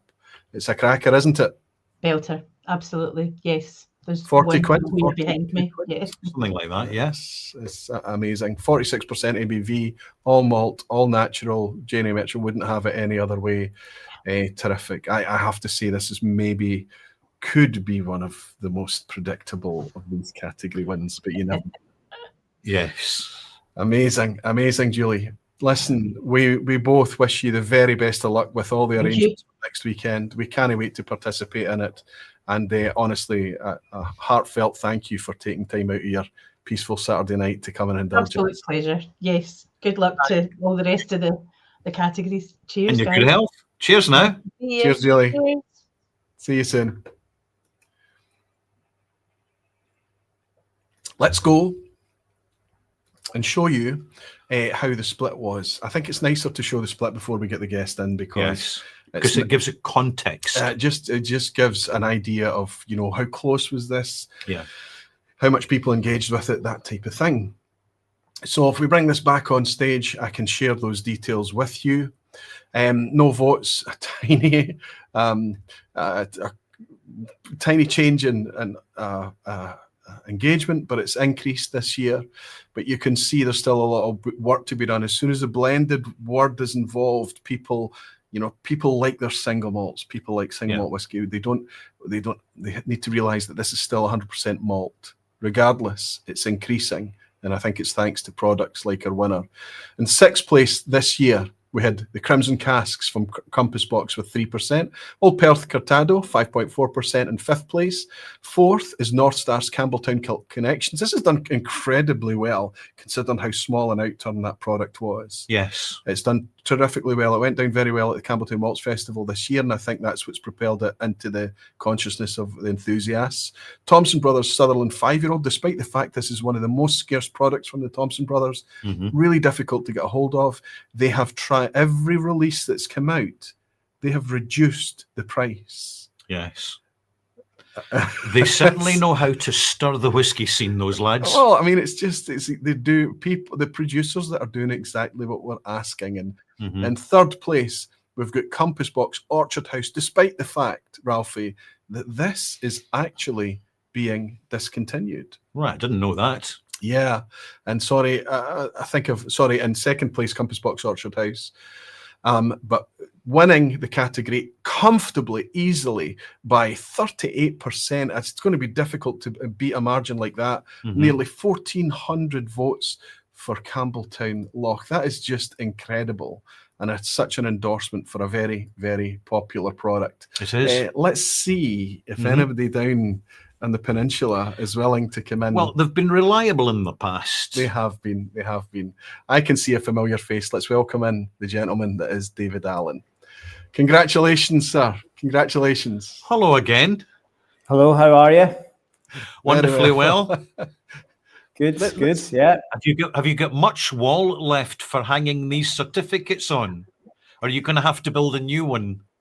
Yeah, well, I think we'll just build a bigger bar. I think is the plan, the genuine plan, actually. So yeah, there we go. Well, I'm sure you could fill it with people that want to try the drams. I think we've just had another scoop. They're extending the washback bar. Yes, sounds like it. Is that a plan, genuinely? Yes, as we seem to constantly do down here at Springbank, expand our property portfolio and buy up adjoining buildings so we can have more space for warehousing or shop. For those of you that have made the journey to Campbeltown, you'll appreciate we do a decent wee trade out of a very small shop, so there's plans afoot to maybe increase the footprint of that and make life a bit easier for our lovely retail staff. Mm-hmm. Fantastic. And are you buying a wee bit of extra neighbourhood property for a new distillery at all? That is possibly in the plans, yeah. There might be something in the future around our 200th anniversary, which is in 2028. There might be plans to do something special to mark that occasion. Right. Okay. Mm-hmm. You're pushing for all the scoops tonight, aren't you? It's the OSWAs, right? It's the OSWAs. We've earned the right. I'm going to get cut off down here soon. Yeah, you are. Listen, David, it's suffice to say that it's just... like I say, this is a community endorsement of a wonderful product. I don't think that we often see a winning margin of that scale in any of the categories. It's quite phenomenal, and it's very, very well deserved. It's one of these humble products. It's very realistic. It's right in the sweet spot for the retailer, for the community, the enthusiast, and it's just a terrifically high quality wee sipper as well. And also it's a self-evident endorsement for the entire Springbank concept. Yeah, we're really proud of it. It's something that Finlay and Rand myself sort of have put together with stocks that have been produced in recent years, so we're not relying on the previous generation. And it's an accessible whiskey. Showcases the characteristics of Campbeltown really well, and it's given lots of people across the world the opportunity to find a fairly accessible whiskey from Janie Mitchell. So that's the big point from us. Yeah, well, congratulations on your achievement. Thank you. Well very much, done, folks. David. Long may you be a familiar face amongst these awards, my friend. Thank you to you and the team for everything that Cheers, you do. guys. Cheers. Well done. Cheers. Thanks. They always make the effort to appear as well. They always do, and Roy and I genuinely appreciate this, because it's often the case that there seems to be a distance between those that produce and those that consume, and those that consume tend to have, it's automatic that they take the role of consumers.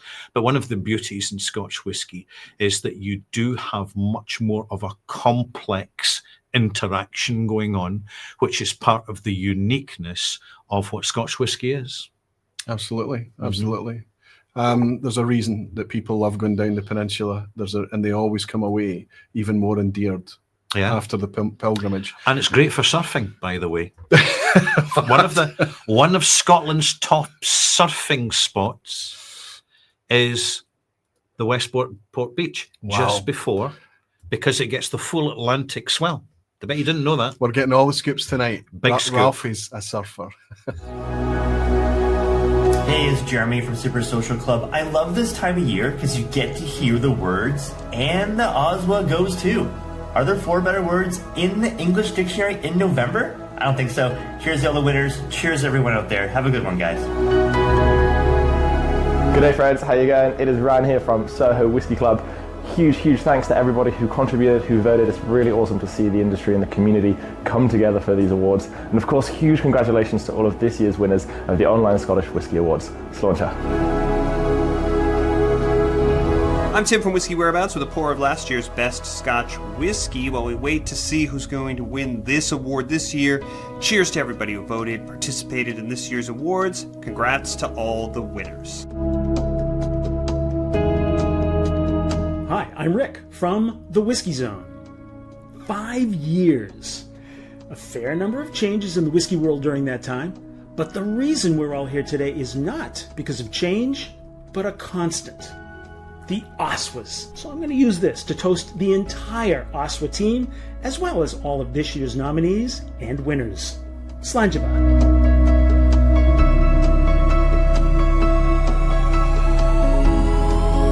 Hi from Florence, I'm Inga Larissa from Whiskey Sisters podcast. I just wanted to take the time to say thank you to anyone who voted or was involved in the awards in general, and obviously congratulate all the winners. So cheers to you guys, and may your glass be full and your dram on fire.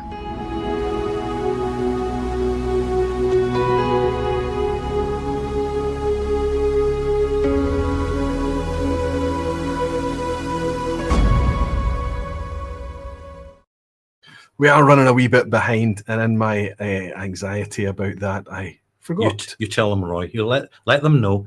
And could you just remind folk, it's your fault, not mine. But we share responsibility for this, and we shall now make amends. I forgot to share the People's Choice, and that's criminal. This is what you guys put the effort into putting together. But I can tell you, the People's Choice for the best, for blended malt category. At number 10 is Compass Box Spice Tree, another one of those ones that I think Compass Box is discontinuing, but there's still lots of stock out there. But it does slide down a wee bit, just hanging on inside the top 10. And in ninth place, another Compass Box. Another product's been around for a hell of a long time. It's been in the top 10 before. It's slipped out, but it's now back in again at number 9, and that's the Peat Monster from Compass Box. At number 8, we've got Naked Malt. This does appear from time to time around the Online Scotch Whisky Awards. Slipped out, but back in again, a little bit like Peat Monster at number 8. And in number 7, we've got that. It's already been nominated, the North Star Campbeltown Connections. It's gone down and been received very, very well. Number 6, Johnny Walker's Green Label, 15-year-old. This is kind of been hovering around the OSWAs. It disappears and then comes back again. This is your way of reminding us that you still seem to be enjoying this product. It was left out the People's Choice last year, but you've got it back in at number 6 this year, another new entry. Thompson Brothers Sutherland 5-year-old. This must be becoming more available. I've always struggled to get hold of this yellow labeled product. I love it. It's a fantastic whiskey, and it makes it in the top 5. At number 4, we've got another Thompson Brothers entry, much more affordable. This is their North Highland 8-year-old blended malt, and it climbs 2 places in 2025. In third place, we've got another Thompson Brothers, their SRV. They're doing good things, these boys. 3 entries in the top 5 already. The SRV 5, this is their Station Road VAT 5. This is their 8-year-old blend at 48.5% ABV, and how we love it. In the top 3, second place, Compass Box Orchard House. Hanging on, it's a stubborn product. Makes me wonder why they've changed this, why they've discontinued this when it's so popular. A previous OSWA winner as well. And at number 1, as if you need any reassurance that the winner was the right thing, you guys, a complete barnstormer, the amount of people that put this one forward, and it obviously echoes exactly what won the category in 2025. Yeah. Let's move on to our our non-malt category. Ralph and I are going to be making some announcements at the end of the stream. No spoilers at this point. But no announcements just yet, just right. It can wait its turn. You can wait till the end of the stream. Yes. But non-malt covers anything that is not malt whiskey. Let's just quickly share with you how we define that in the OSWAs. It's not all about malt is the way that we go around this. We talk about the fact that you could have corn, you could have rye, you could have wheat, you could have any other grain, or as Michael Henry already mentioned, a wee scoop from Loch Lomond, that they're playing with. This is Scotch whiskey made from unmalted barley, and a bit like single pot still Irish maybe in concept, but Scotch. So it'll be a Scotch single grain. So this is the category that we open up to anything that is not malt whiskey. That's why we've had it in there. And to share what the nominations were and what the winner is for 2025, we're going to go behind the scenes to the Online Scotch Whisky Awards. We're going to bring forward one of the team. We're going Good idea. The guy who tirelessly looks after our social media regularly is our man. He looks a wee bit like Jeff Goldblum to me. See what you think. I'll go over to Colorado and welcome in Chuck. Hey guys. Hello. Hey, you're looking fantastic today. How are you doing? Are you keeping well? Yeah, keeping well. How are you guys? Brilliant. Wonderfully Before well. we get into it, we have to spend 10 seconds, Chuck, just to say live on air. I know we had the chance to do it last year, and we credit you every year, but it's nice to put a face to the name. If people are interacting with the Online Scotch Whisky Awards and Dramface and chatting backwards and forwards with the social medias and things like that, the person that you're speaking to is this superstar here in Colorado who seems to never sleep and constantly keeping the socials going. Ralphy and I want to raise a wee glass of thanks to you personally. And of course, Cheers, guys. your buddies, Rob and Auderty as well this year. But Chuck, you're the one that's you please take our grateful thanks. Thank you. Absolutely. Thank you, guys. And everybody knows who you are now. Yeah. Yeah, thanks. But you're also here under the auspices of Overland Drams as well. I don't know if you've been going a year yet. I don't know if you're able to be a fully subscribed contributor or collaborator for the OSWAs, but that's clearly in the future for you as Overland Drams, Chuck. Whiskey's obviously taken a significant part of your existence at the moment. Would that be true to say? Yeah, I think so. I feel like I've got these small segments of my life all over the place when it comes to whiskey. Yep. And you're enjoying it? Absolutely, 100%. Irreplaceable. Very, very glad to hear that, because I don't know what I'd do without you, fella. So thank you. Now that was a compliment. And do you have a red envelope, Chuck? Look at this. I happen to have exactly such a thing. And if I may go ahead and just start in? Yes, please do. Please do. Okay. So the nominations for the 2025 Online Scotch Whisky Awards for the category of Best Non-Malt are as follows. The Elijah Craig Barrel Proof Kentucky Straight Bourbon, Jack Daniel's Single Barrel Barrel Proof Tennessee Whiskey, Millstone 100 Rye Dutch Single Rye, Old Forester 1920 Prohibition Style Kentucky Straight Bourbon, Powers John's Lane Single Pot Still Irish, and the Stag Kentucky Straight Bourbon. Wow. Okay. Quite a lineup. It is. And it's a lot of words. And the winner is? Yep. The winner is. Open this guy up. Elijah Craig Barrel Proof. Well, there you go. Now, this is a first-time winner. A lot of people are going to be saying Elijah Craig again. It's never won. In the past, this has been nominated, it's been talked about, it's been put forward in the People's Choice. Elijah Craig Barrel Proof, this is a new win for them, Chuck. I know that American single malt whiskey, American whiskies and things like that is something that's very close to your heart. I know it's so much to do with availability where you are, but you've got a real passion for American whiskey, haven't you? I do indeed, yeah. And, it all came from Scotch. That was a great sort of like place to start. And then you just kind of keep expanding your world and you discover new things. And here we are. Yeah. And from your perspective, what should people be looking out for in American whiskey at this moment in time? Wow, that's a fun question. I think the thing that I've been looking out for is similar themes. There's so much craft distilling happening in the States. You can, cast your gaze upon any of the 50 states and find something interesting. I think watching out for American single malt is a really fun way to engage with the whole whiskey community because it is so new. It's such a new concept and a new thing to explore. And when you begin to kind of branch out from there, there's a lot of really interesting and fun whiskey history when it comes to rye and, of course, bourbon. It's hard to pick just any one particular thing. So many fun things to engage with. Mm-hmm. The flavor chasers are spoiled like never before, Chuck. Yeah, totally.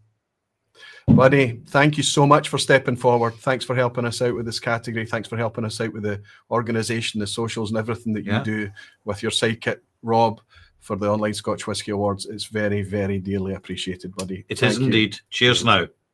Cheers. Cheers to you guys, and cheers to Rob. let's share what the People's Choice is for the best non-malt whiskey. Sorry, the percentages. I think we have to share the percentages first, don't we, Roy? Just remember what the order is.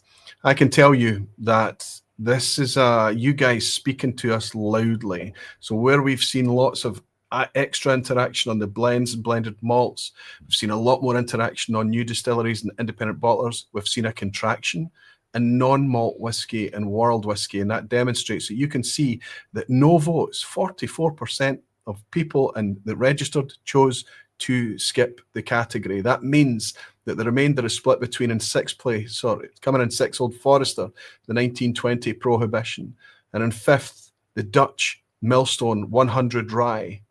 In fourth place, Stag Kentucky Bourbon. So it's 2 bourbons already. Jack Daniels makes up a third. Coming in third place. Second place, Powers Johns Lane. You can see that this is quite tight. It's very, very close. The Irish, single pot still Irish there, was just nudged out by the Kentucky Bourbon on this occasion, but by a handful of votes. A handful, 0.4%. Your votes really make a difference. And it doesn't just make a difference in deciding what the winner's going to be. It can make a difference in how the positioning is. Some of these runnings can be very, very close indeed. I want to also share with you the People's Choice for this category. I think there's interest to be gained here as well. Let's add this in and share what you guys are putting forward for this category. In 10th place, and we're going to see a lot of OSWA staples here, but it's always in your peripheral vision. It always seems to be on your radar. These are the non-malt whiskies from a Scotch whisky enthusiast perspective, I have to say. Yes. Whiskey, at number 10, we've got Redbreast 12. This is a standard Redbreast 12. It's been in the top 10 before, but it comes back in as a new entry in 2025, whereas the 15 is also there at position 9, but it slips 3 places. Position 8 is another single pot still Irish. This is the Blue Spot, a cask strength 7-year-old from Irish distillers as well. And before we finally got off the Irish theme here for position 6, and that is Stag. I think this has been helped in the People's Choice this year with the nomination has helped that. Straight back onto Irish again, and notice that this is actually joint 6. This is joint 6 position here, climbing 2 places for the 12-year-old Powers Johns Lane single pot still Irish. Here's our winner this time. You guys placed this in 5th position, which interestingly is holding its position on 2024. So what did you put ahead of it? Well, in 4th place, of course, this has been a previous winner, the Redbreast 12 cask strength, but it comes back in as a new entry in 3rd position. 2nd place, we've got Eagle Rare, another straight Kentucky Bourbon, climbing a single position. And then 2nd place, we've got Wild Turkey 101. You might remember, I think there's about 2 or 3 awards over the years, Wild Turkey 101 and the Online Scotch Whisky Awards, but this year something beat it. And we know it's not the Elijah Craig Barrel Proof because that's already been mentioned in position 5. But no, this is Wild Turkey Rare Breed. Now, that's one before. That's one before. In fact, I think that's probably what I'm thinking about when I mentioned the success of Wild Turkey. Very, very popular Kentucky straight bourbon from the Scotch whisky drinkers' perspective. So there we go. That completes the best non-malt category for 2025. Okay, we've caught up a little bit of time here. Indeed we have. Guys, Daniel Whittington here from the Whiskey Vault. Congratulations to everybody who's winning things today, and thank you to all of you who are continually making truly amazing whiskey. Without you, there would be no us. Cheers.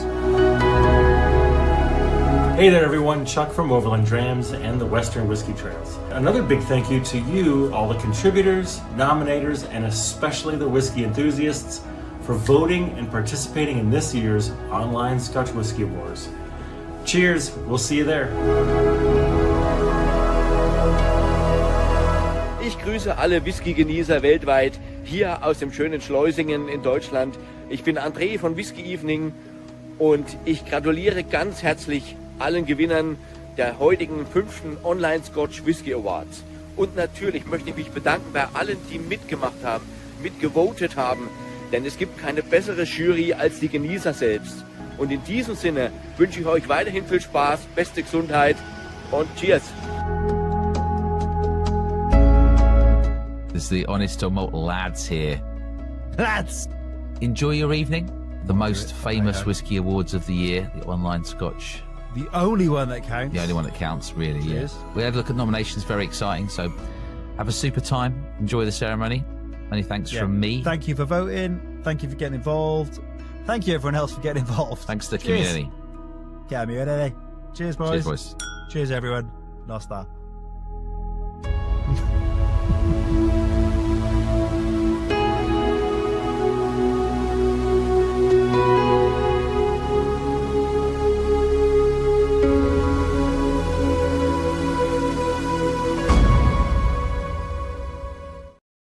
Okay, we are running a wee bit late still, but we caught up a wee bit of time there. We always run a little bit late, Roy, and we always catch up. We're doing, everything's going fine. Good. Yes. I hope so. I hope so. Okay, let's get into the next category for this evening. I think it's category 5, isn't it? And that is the best distillery. This is one of the ones that's really close to your hearts. It's very, very popular, and it's something that a lot of people are tuning in for to discover. How do we define best distillery? It should be fairly straightforward. We are celebrating the producers that make it the right way, rather than the cynical ones. We want to celebrate the distilleries that are earnestly following integrity and being fair about it. Over the years, this category has done a pretty good job of that very thing. And in order to announce who the winner is going to be for 2025, we're going to reach out to Mr. Arthur Motley.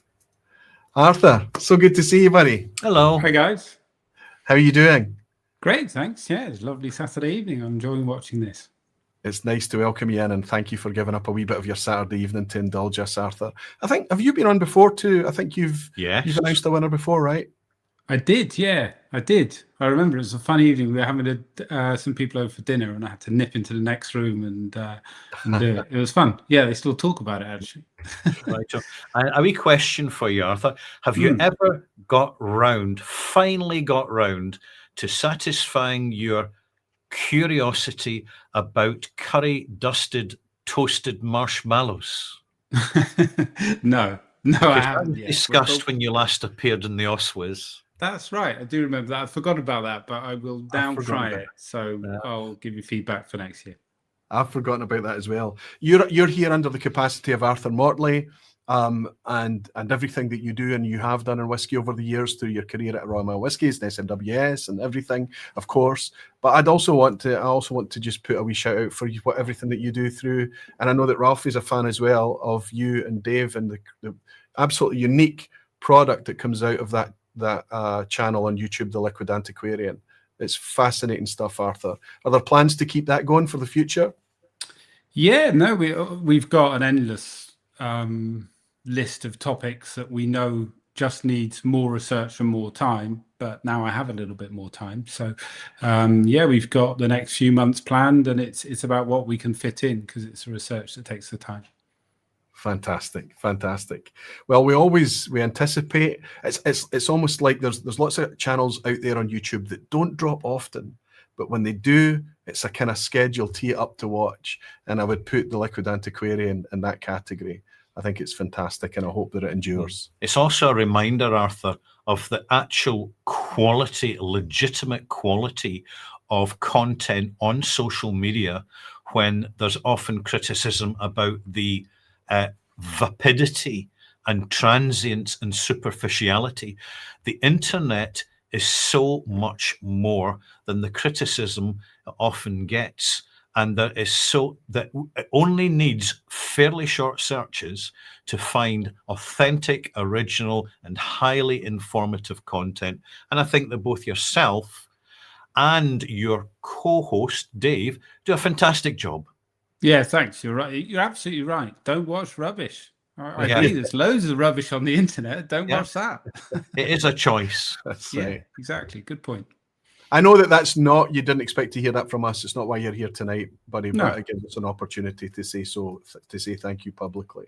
I appreciate Arthur, do you have a wee red envelope for us? I do. Thank you, my friend. So, the nominations for the 2025 Online Scotch Whisky Awards in the category of Best Distillery are as follows. Ardnahoe Distillery, Highlands. Benromach Distillery, Speyside. Bruichladdich Distillery, Islay. Glasgow Distillery, Lowlands. Loch Lomond Distillery, Highlands. Springbank Distillery, Campbeltown. And quite a spread. Sorry, timing. And the winner is Springbank Distillery. There we go. Are you surprised at that at all, Arthur? No, I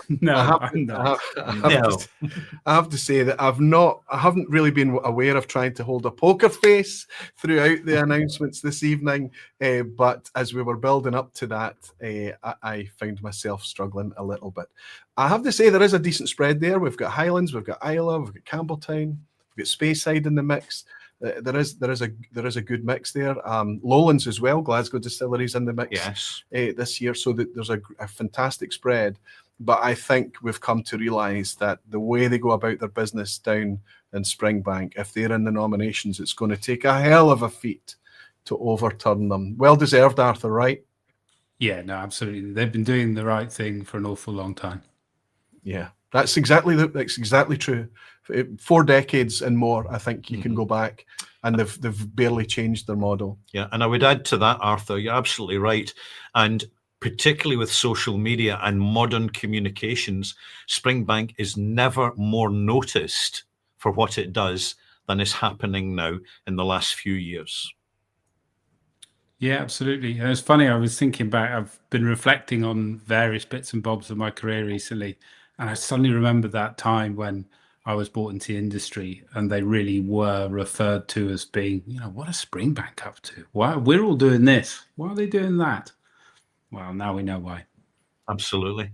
Yeah, it's amazing. It's amazing that such a thing can exist, if I'm honest. Yeah. Arthur, to your futures, to everything that you can create and bring to whiskey in the future, I raise a glass to you and thanks. Thanks for taking some time out of your...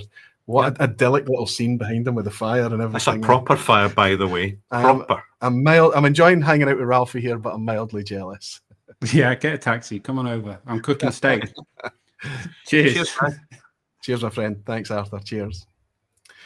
Amazing. Let's just quickly give you a run of the breakdown. The best distillery winner, Springbank. Okay, this is very, very high engagement. People love this category. Yeah. And it's increased this year. In 6th place, we had Glasgow Distillery in the Lowlands. This is amazing because they have been nominated in Best Distillery and New Distillery this year. What an accolade. Benromach, always popular amongst the enthusiasts, always popular in Online Scotch Whisky Awards, 5th place. Loch Lomond Distillery, we saw the Master Distiller Michael Henry joining us earlier tonight, coming in 4th. And in 3rd place, we've got Bruichladdich on Islay, almost 17% of the vote at Bruichladdich. Ardnahoe, despite a quarter of the vote, Ralfy, are in 2nd place. Ardnahoe took a quarter. They were last year's winners, while Springbank were enjoying their 4th award in the trot. 3 years as winners of the category. Last year, the Trifecta Award. And look, they win it again this year. As soon as they're allowed back in the building, they just run away with it. Trifectas will not stop Springbank. Absolutely, and nor should it stop them. Almost a third of the people that voted placed their vote for the Campbeltown Distillery. Well, shall we go over and see if there's anybody there with a certificate willing to raise a glass in celebration? Let's welcome in the team at Springbank Distillery. Congratulations, everyone. Hey! Clearly, I can see by the smiles on your faces that this still means something to you. You don't look at this and think, oh, we've won this. You can see the competition that you're up against, right? Yeah, 100%. We don't take this for granted at all. I guess stay quite humble about the whole thing. We just keep doing what we do down here, and it's nice definitely to get that acknowledgement and share it with everyone. I think we've maybe got 120 staff at the moment, and wow, maybe not quite 120 in the washback bar tonight, but giving it a good go. And do you have any plans, David, to introduce some sophisticated modern technology to Springbank in the form of a chill filtration machine, which is very fashionable amongst some other distilleries? So David number 2 has been brought in because David number 1 has been giving away too many secrets. I'm not allowed live on camera again by myself, apparently. You're getting a row. That's fantastic, it. fantastic. No but plans for modernising at all. Wonderful. That's very reassuring. It is. It is reassuring. Just need a bigger wall for the certificates. That'll do for starters. Listen, there's a lot of people. There's a lot of people travelling to Scotland right now for the Glasgow Whisky Festival weekend, and a lot of them have bolted on some extra tours before and after the festival. And the vast majority are coming down to the peninsula to visit you guys. There's going to be a lot of people visiting you over the next couple of weeks, making that pilgrimage. And I know the stories that they're going to tell when they come away from visiting you, the warmth of the welcome, the groundedness, the humility, the fairness, the integrity. They come away even more endeared than they were when they arrived. And I think it's down to, I've experienced it myself, and I love my trips down to Campbeltown for everything that you guys have achieved. It's amazing. You thoroughly deserve this. You thoroughly deserve it. It's almost, I know it's very, very predictable, but there's a lot of people that would do well to follow a lot of the things that you guys are doing. And so much of it manifests in the flavour of that whiskey. And making that whiskey is very much an old school team effort that requires considerable skill and quite a lot of experience to perfect. So I'm going to give a great big malt wave to the team at Springbank. Congratulations, all of you. Congratulations, guys. Cheers. Very well done. And I can't wait to see all the certificates hanging off that wall the next time I'm down. Absolutely brilliant stuff. Well done. You. Cheers. Cheers, everyone. Bye-bye. Cheers. There can't be a lot of people surprised at that. But honestly, no. It's difficult to overstate how much they deserve it. This, by the way, the whole Springbank theme and principle is really the concept of Headley Wright, who sadly is no longer with us, but I think is very much, despite the fact he never had much of a public persona in the whiskey scene, he has had a huge influence on many of the small modern distilleries who, if they want to get it right, they need to visit Springbank. Yeah. The worm tubs, Yeah. direct fired stills, malting your own barley, sourcing barley from local farmers, and employing within the local community, thereby nourishing Scotland, nourishing communities in Scotland. This is very important, and often it doesn't really get the credit that it deserves because so much of the focus is on the whiskey itself. A lot of it's to do with ethics and ideals and policies, and I think you're absolutely right. Let's see what you guys said quickly before we move on. Let's share with you what the People's Choice is, the top 10 chart for best distillery, and where you guys would be placing Springbank Distillery. At number 10, we've got Glasgow Distillery Co. This is amazing. This is a brand new distillery, 10 years in the making, and it's made it into the top 10, a new entry. And you know why, Roy? Because they really are proactively reaching out all the time into the online community, and there's personality there. There's personality. Faces behind the brand. You can connect with it. You can understand what they're doing, and they're developing their products on the back of the feedback that they receive from the community. And they're asking a question which is quite unusual in this, and such as that. Well, what would you like to see us make for you? Very, very similar to what's happening out of Michael Henry was on earlier on tonight, and here it is in the best distillery People's Choice list. new entry, Loch Lomond, making it into a very, very high competitive list of gem distilleries. At number 8, we've got Isla's Bunnahabhain holding on to their place from last year. And it's, if we talk about pilgrimages, that's a pilgrimage right there. It's a fantastic place to go to. Glen Scotia, another Campbeltown distillery, the distillery up the hill. Michael was on speaking about Glen Scotia as well earlier, holding its position in number 7. In 6th place, we're over to Isla again, Bruichladdich. Now, this is quite a surprise because we see Bruichladdich dropping down 5 places in the People's Choice. To me, the takeaway looking at the stats behind this, there's a little bit of price sensitivity here. But more than anything, I think it's down to just the sheer competition to hold on to one of those top spots. Yes. We're now into the top 5 now, and we can see what effect that is. Kilchoman has climbed a spot. One of Isla's Farm Distillery. It's always in the People's Choice. It's always in the People's Top 10, and it's actually claimed a spot in 2025. In 4th place, we've got Arran. Isle of Arran's Lochranza, the original distillery from 1995. Always a very, very popular choice in the OSWAs, holding on to its 4th place position. Glengyle climbs 2 places in the People's Choice, from 5 in 2024 to 3 in 2025, to see the Kilkerran branded product that comes out of Glengyle doing very, very well.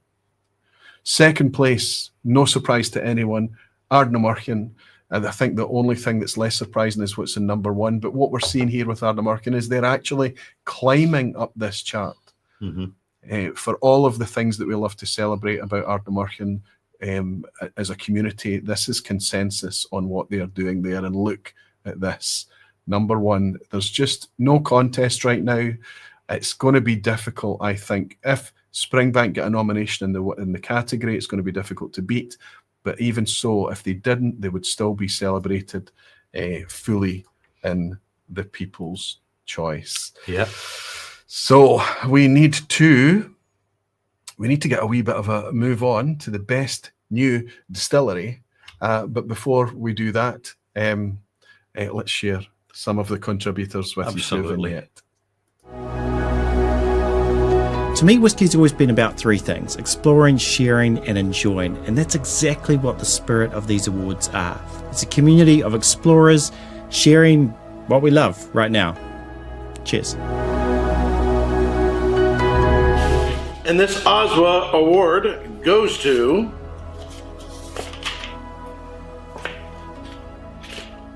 Whiskey. Congratulations. If you're enjoying a dram with a friend, family, or loved one, congratulations, you're a winner.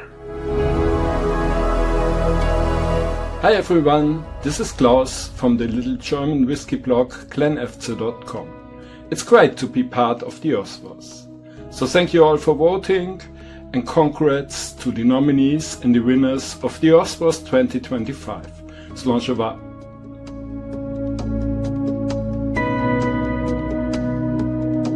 Hey everybody, it's a good cork. Jess here at the Dribs and Drams channel in Montreal, Canada, having a little local dramage with which to enjoy the show and the camaraderie of everyone. And I just wanted to say merci à tous ceux qui ont voté ou participé, et félicitations aux gagnants. And especially thank you to Roy and Ralfy for all the hard work. Enjoy the show. Good evening everyone from Paris, France. This is Grégoire Greg from Greg's Whiskey Guide, welcoming you to the Online Scotch Whisky Awards 2025 ceremony, wishing all the brands the best, and may the better win, as we say. So bonne chance, and bye bye.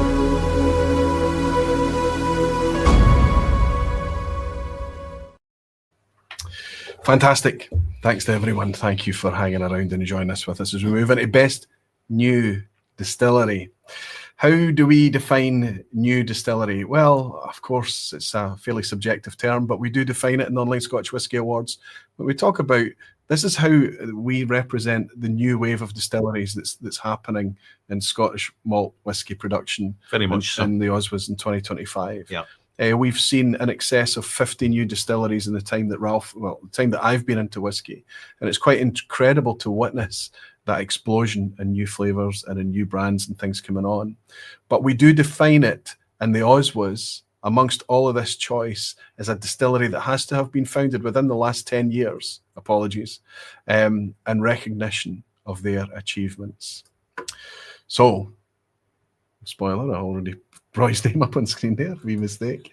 In order. You didn't have to mention it. Nobody noticed. Nobody noticed. Nobody. None of the 850 people watching right now noticed. No. The person to announce the winner for Best New Distillery 2025 is Alex Bruce. Nice to welcome you back, Alex. Thank you for staying with us. Thank you for doing this. Thank you for going above and beyond, and you know exactly what I'm talking about, my friend. Thank you. Yes. Thank you for having me back. And I noticed as well. Noticed. Yeah. Well, one person noticed. You got away with it with everybody else. Nobody right? else noticed. It's fine. He was probably shocked. He's like, "Oh, I'm up here." Listen, I think that this is an appropriate thing, Alex, because Ardnahoe is no longer. You're no longer. You don't qualify for this category anymore. Yes. And this is a category over the previous 4 years of the Online Scotch Whisky Awards that Ardnahoe has always done very, very, very well in. And in fact, you've been awarded with a trifecta, if I recall correctly. But now, if I can steal your quote, you're in the playground with the big boys these days because you are very mature.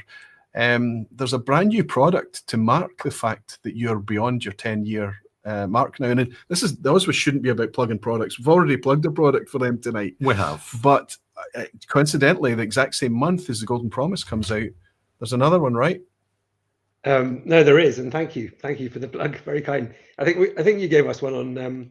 Was it last night? No, when were you on? Thursday night. Yes, as well. No, look, it's been busy in the bottling hall. I can say that, and I'm finishing off the blending, the pre-vatted sample of the new 10-year-old. For some reason, it's ended up in my house, so I thought I'd better just empty the bottle. Oh dear. Do the recycling, you know. But no, yeah, it's been a great year for us, and 11 years and a bit now of distillation up on the peninsula, and fantastic team, just continuing to produce everything we can and fill the very full warehouses. So we're having a lot of fun. Well, splendid. Can I make a confession?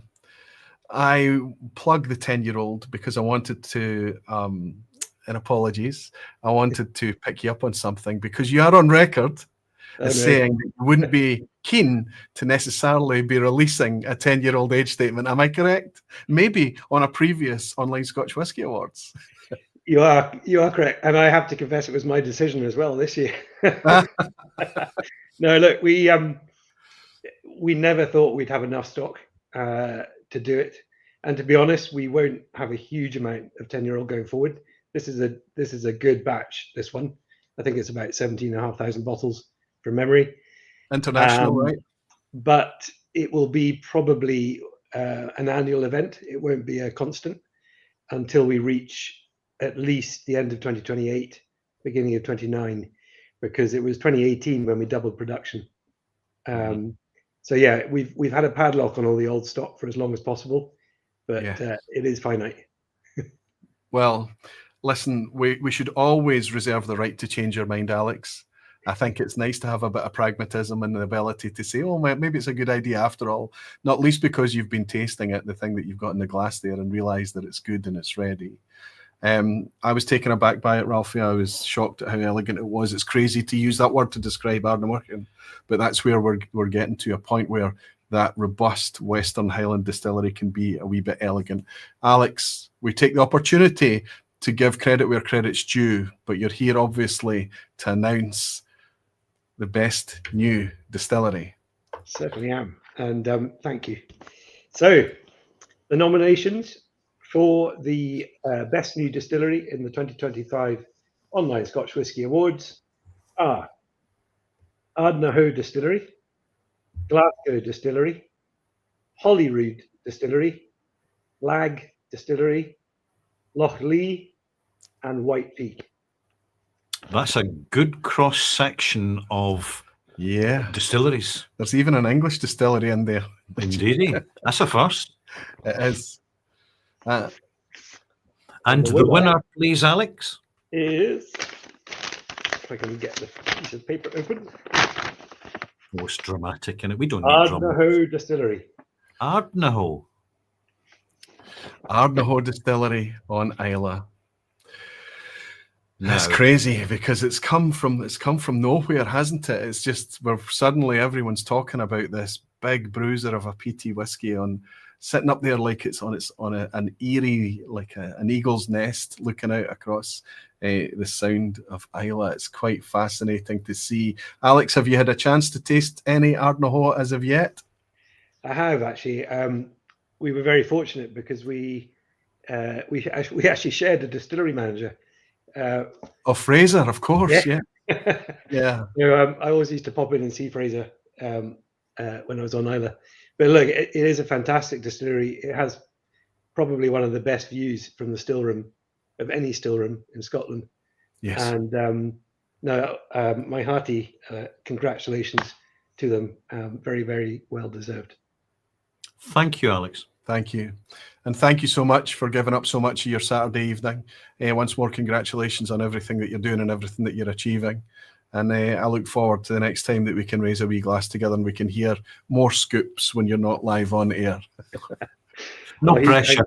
Huge thanks for having me and for all your hard work to put this together and for the community behind it. Really appreciate it. It means a lot. We enjoy it. We do. Thanks, Alex. Cheers now. Cheers now. Brilliant stuff. Lovely. Okay, just quickly, I'm going to share with you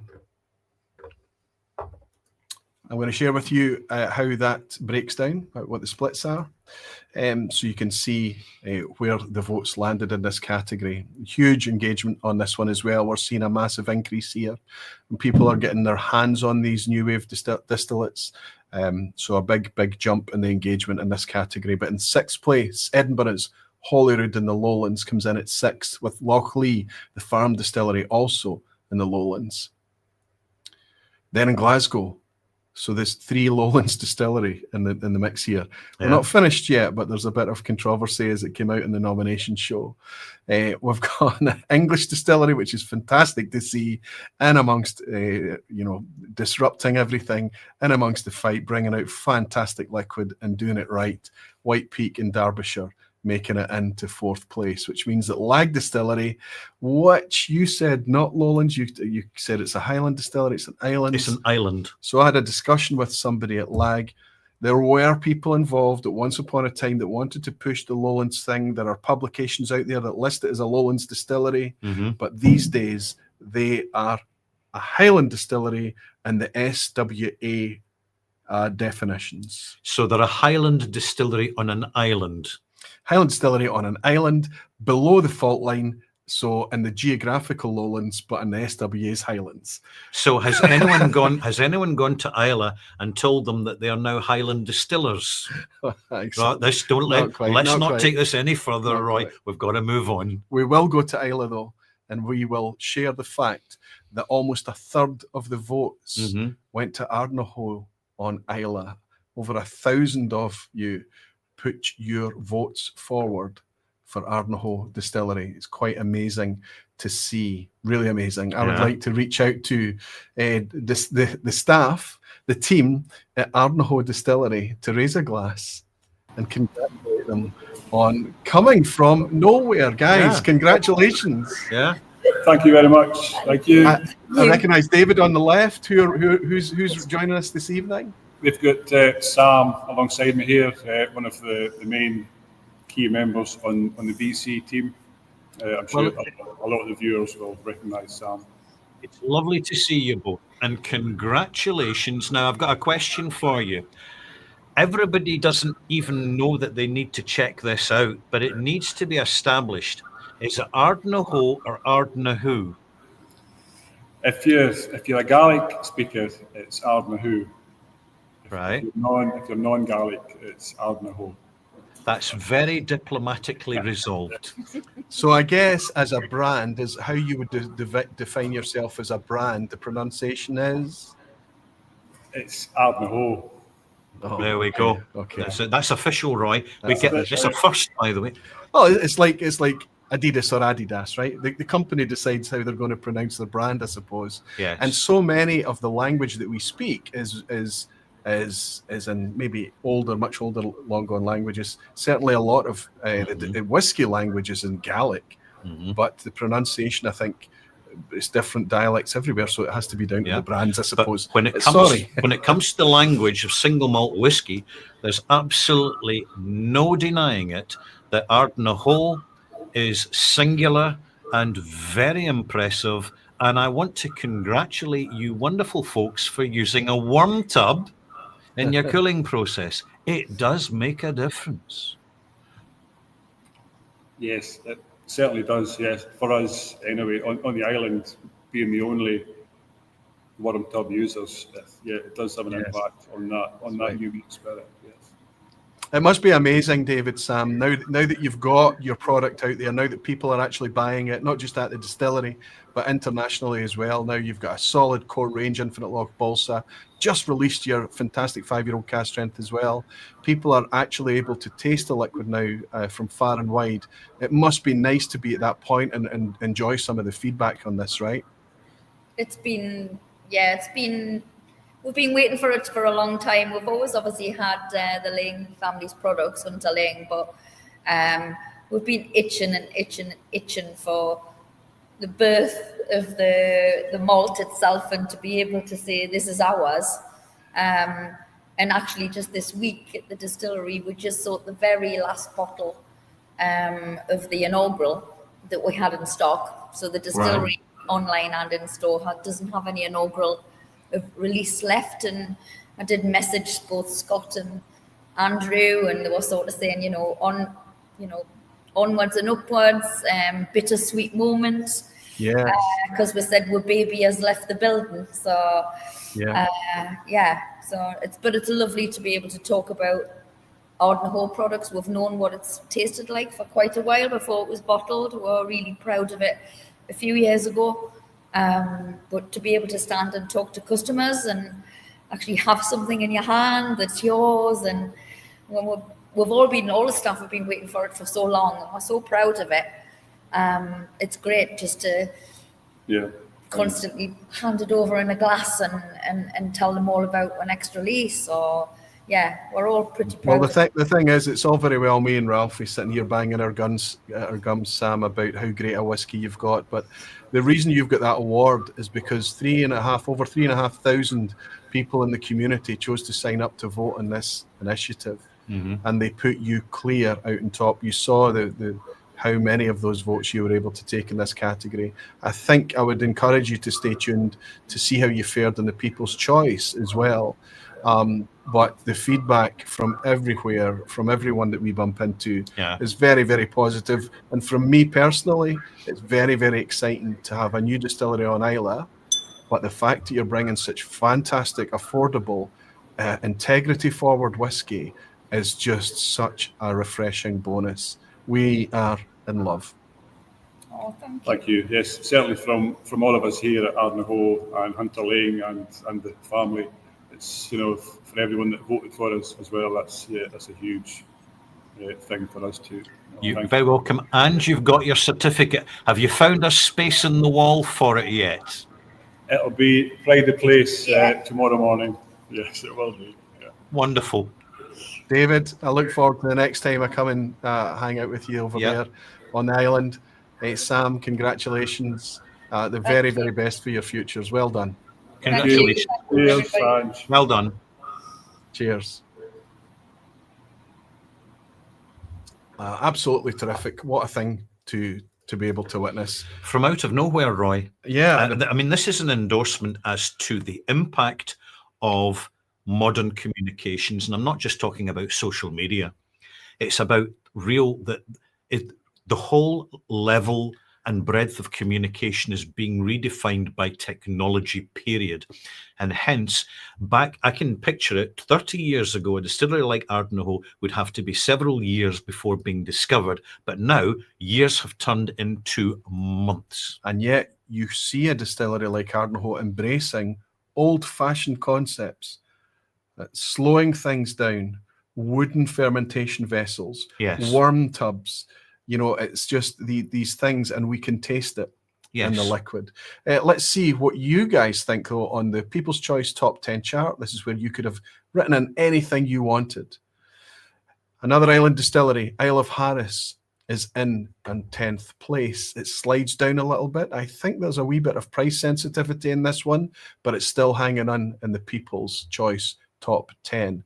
Position 9 is Kingsbarns, another Lowlander, absolutely coming of age. For those of you that's not discovered Kingsbarns yet, please put it on your radar. We've got a mature product in the Lowlands now to join Daftmill and others, and it's really turned into a fantastic, creamy, really quite classic, even, dare I say, if such a thing can exist, Lowland malt. It deserves to be in the top 10. It holds its place at number 9. Number 8, a neighbour, actually, of Kingsbarns, Lindores Abbey, staking its claim, climbing 2 places up to number 8.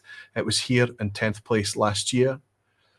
Another fantastic whiskey. We've also got another island distillery in Torravik, very island style, but it's on the Isle of Skye. Slips in 4 places. There's a wee bit of confusion with the new range and the way they've migrated to the newer products. They've lost, I think, a wee bit of identity. I don't know if that's anything to do with the slide here.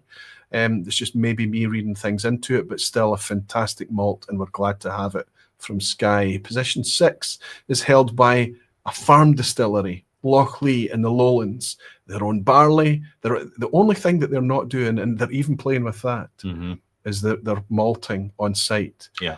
Fantastic to see. Loch is getting better and better and better, like all of these new distilleries are.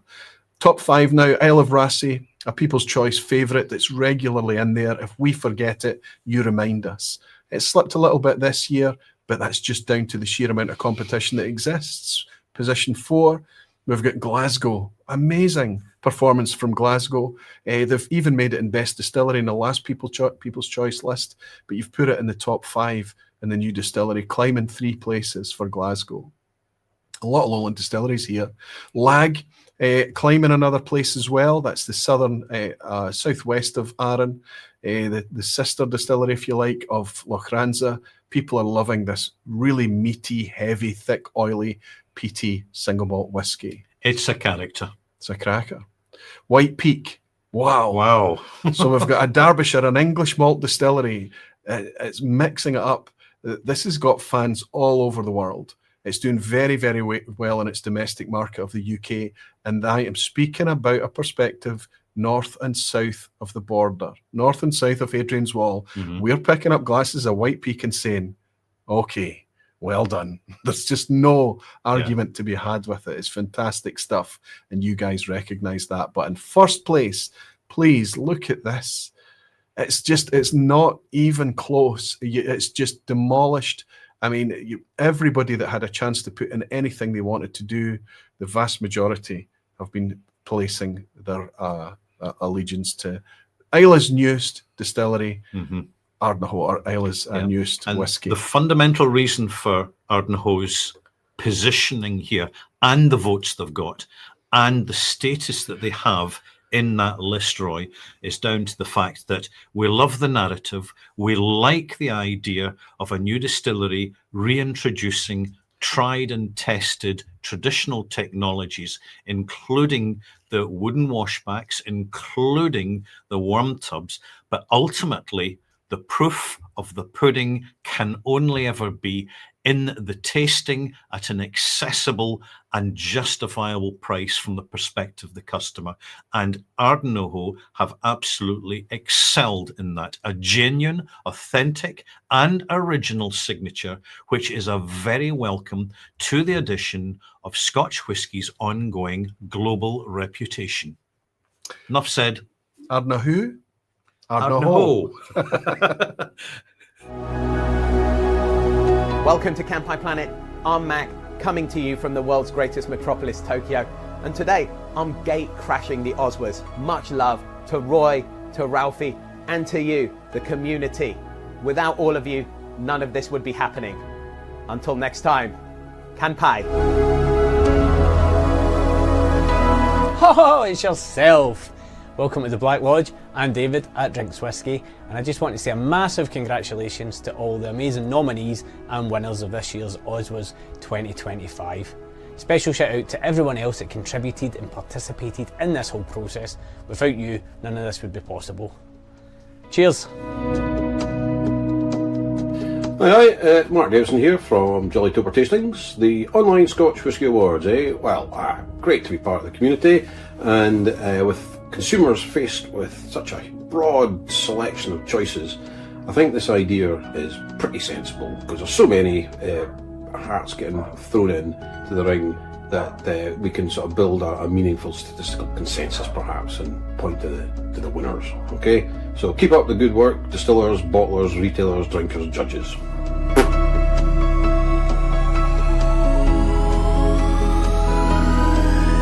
Hey guys, Jeff from G Whiskey here. Another year, another round of the OSWAs, and I just want to take this opportunity to thank everyone who contributed, everyone who made their voices heard. It's thanks to you guys that we have this at all, and you are all amazing. Conversely, if you didn't vote, maybe you're busy, maybe you didn't have time, I just want you to know that what a bitter disappointment you are. Roy hates you. He told me.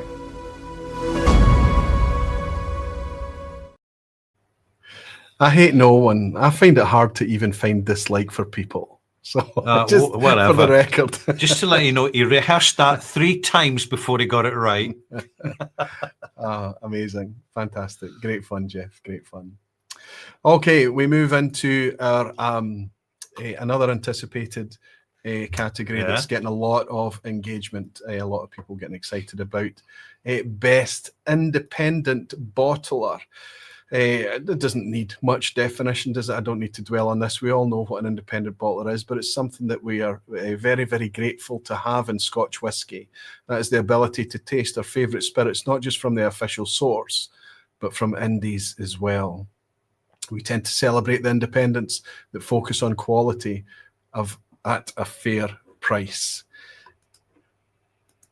For this category this year, in order to announce the winner, I'd like to welcome in a friend of mine and somebody that a lot of you will be no stranger to, and that is, if he's still available.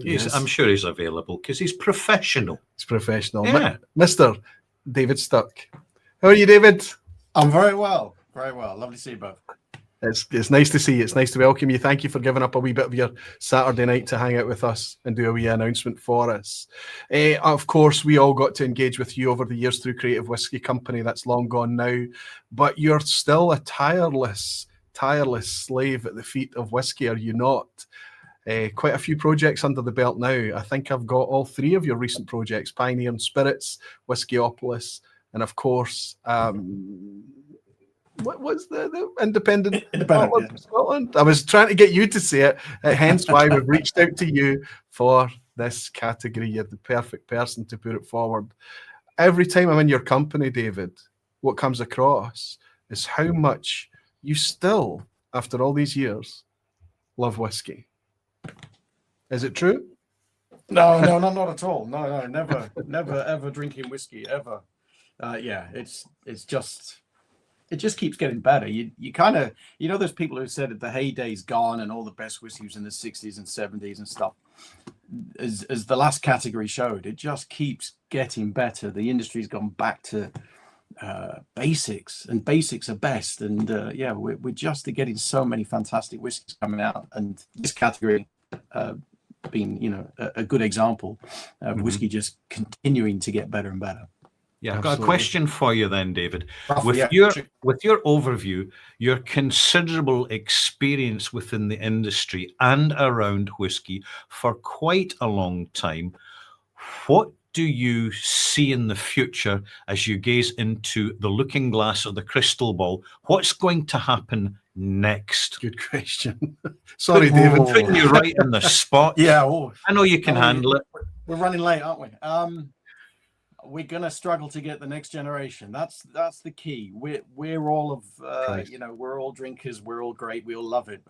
There appears to be a generation coming up that are turning their back on the drink, and that is the scary bit to the industry at the moment. So it's gonna, the next 20 years, 10 to 20 years, which you know, we were talking about before, time flying.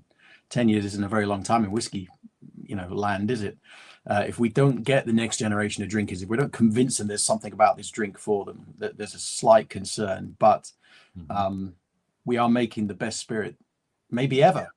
Absolutely. Well, you know, I hear what you're saying, and yes, I can see these signs myself.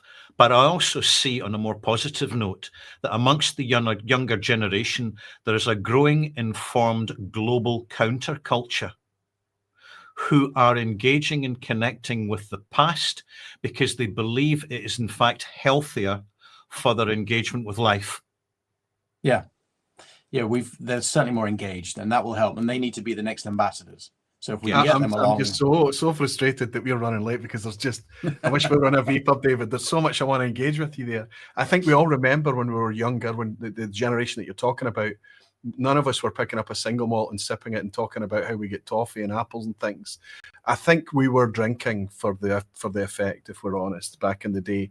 And I think that younger people are either abstaining or finding other potential sources for that. Well, it wasn't my experience. But, yeah, we need to find ways to bring them into the category, not for effect, but for flavour and for quality and for all the other wonderful things that we've enjoyed at the feet of whiskey, David, like community and things. I know things that you're very well versed on and things that you love to celebrate. But yeah, it's an interesting topic. Maybe I'll get you back on the VPub to cover that very thing if you're up for anytime. it. I'd love to. My friend, do you have a wee red envelope for us? I do. So, the nominations for the 2025 Online Scotch Whisky Awards in the category of Best Independent Bottler are as follows. And I know most of these companies quite well. So, Cadenheads, Gordon MacPhail, Living Souls, Signatory Vintage, the Thompson Brothers, and What Whisky. And the winner is no drum rolls needed. That's very kind of the OSWAs there. That's hang on. There's a wee note. Get your wife something nice. A nudge is as good as a blink to a blind man. There's a good boy now. Your friend's a little brown dog. The winners are not little brown dog. The winners are, of course, the godfather of independent bottling, Signatory. There we go. Signatory Vintage. I have to say, there is. We mentioned, we talked about predictability in some of the categories earlier. Signatory won this. Oh, sorry, David. That's right. Signatory won this 3 years in a row. Absolutely, the 100 Proof Series in your hand, fantastic. Last year they won it again based on a trifecta. In their absence, Thompson Brothers managed to break through, but as soon as they're back in the nominations again, they run away with it again. And I think it's that recipe of doing everything right, making it accessible. And it's interesting to see that we had Andrew joining us at the start of the show tonight as well. And it was quite refreshing for me because it reminds me there's a face behind all of these decisions and all of these products, right? Well, I was very excited when you said he might be coming out again. So I might have to drop him a wee email about something happening in March. But I think I can't remember who said it, but he came out at a time when this industry didn't exist. You had Cadenheads who were selling only in their shops. You had Gordon MacPhail who were struggling to sell what they had. And Andrew noticed a niche in the market. And without the work Andrew did and the hard work he put in, because he traveled all over the world for the first, 20 years. Yeah. No creative whiskey, no Little Brown Dog, no North Star Spirits. None of these guys who make up, as Ralfy said on a fantastic movie, the rich fabric and tapestry of our whiskey lives. So we all bow down to Andrew in one way or another. He opened doors, he changed perceptions and concepts, and he opened whiskey shops. That's what he did. He opened whiskey shops for the rest of us. So he's a worthy winner. That's fantastic. And if anybody wants to expand on what David's talking about there, can I make a wee plug for you, David? The Independent Bottlers of Scotland, the book by David Stirk is a fantastic read and devotes a hell of a lot of time talking about the very thing that you've just mentioned. David, thank you so much for stepping forward on your Saturday, my friend. You and I know we're really excited about the Independent Spirits Festival for March next year. I think we need to noise up Mr. Symington to see if he'll come down and give us a little bit of his time there. I think he'd be amazed to see the format that we've created there in Leith. I think he'd be very busy. Yeah, he would be very busy, that's true. But it would be nice to show him what he helped create. David Stirk, in the meantime, to all your projects going forward and everything that you touch in whiskey, my friend, best of luck with it, and thank you for joining us tonight. Cheers. Cheers to you. Yeah, well done, you two. Okay, let's share with you some stats here on the Signatory Vintage win of Best Independent Bottler 2025. The engagement is up here. People are into the indies, and it's growing, and it's growing, and it's growing. Engagement is up. It's fantastic to see. Only 15% of the people, and I suspect this is fully down to accessibility of indies, swathes of the globe not having access to indies, but still huge engagement. Position 6, we have What Whiskey. I think this is a celebration for the OSWAs, that an initiative like this can celebrate a tiny bottler, the scale of What Whiskey, yes, is down to the effort that they're putting in face-to-face over tables right across Europe and engaging with people. That's how they've managed to achieve it this year. Fantastic to see What Whiskey in the nominations. Living souls from nowhere, this brand, in the last 2 years, suddenly on the lips of everyone, and fantastic products coming out from them as well. Gordon and MacPhail, almost 10% of the vote there in 4th place. And in 3rd place, we've got Cadden Heads, just a little bit over 11%, which means that in 2nd place, we've got the Thompson brothers, last year's winners, still taking over a 1/5 of the vote. You could arguably close to a 1/4 of the vote, but still not enough to knock the achievements of Signatory Vintage off the shelf. Look at the vote count there. 35% plus 1,243 votes for Signatory Vintage. You just can't argue with it. You can't.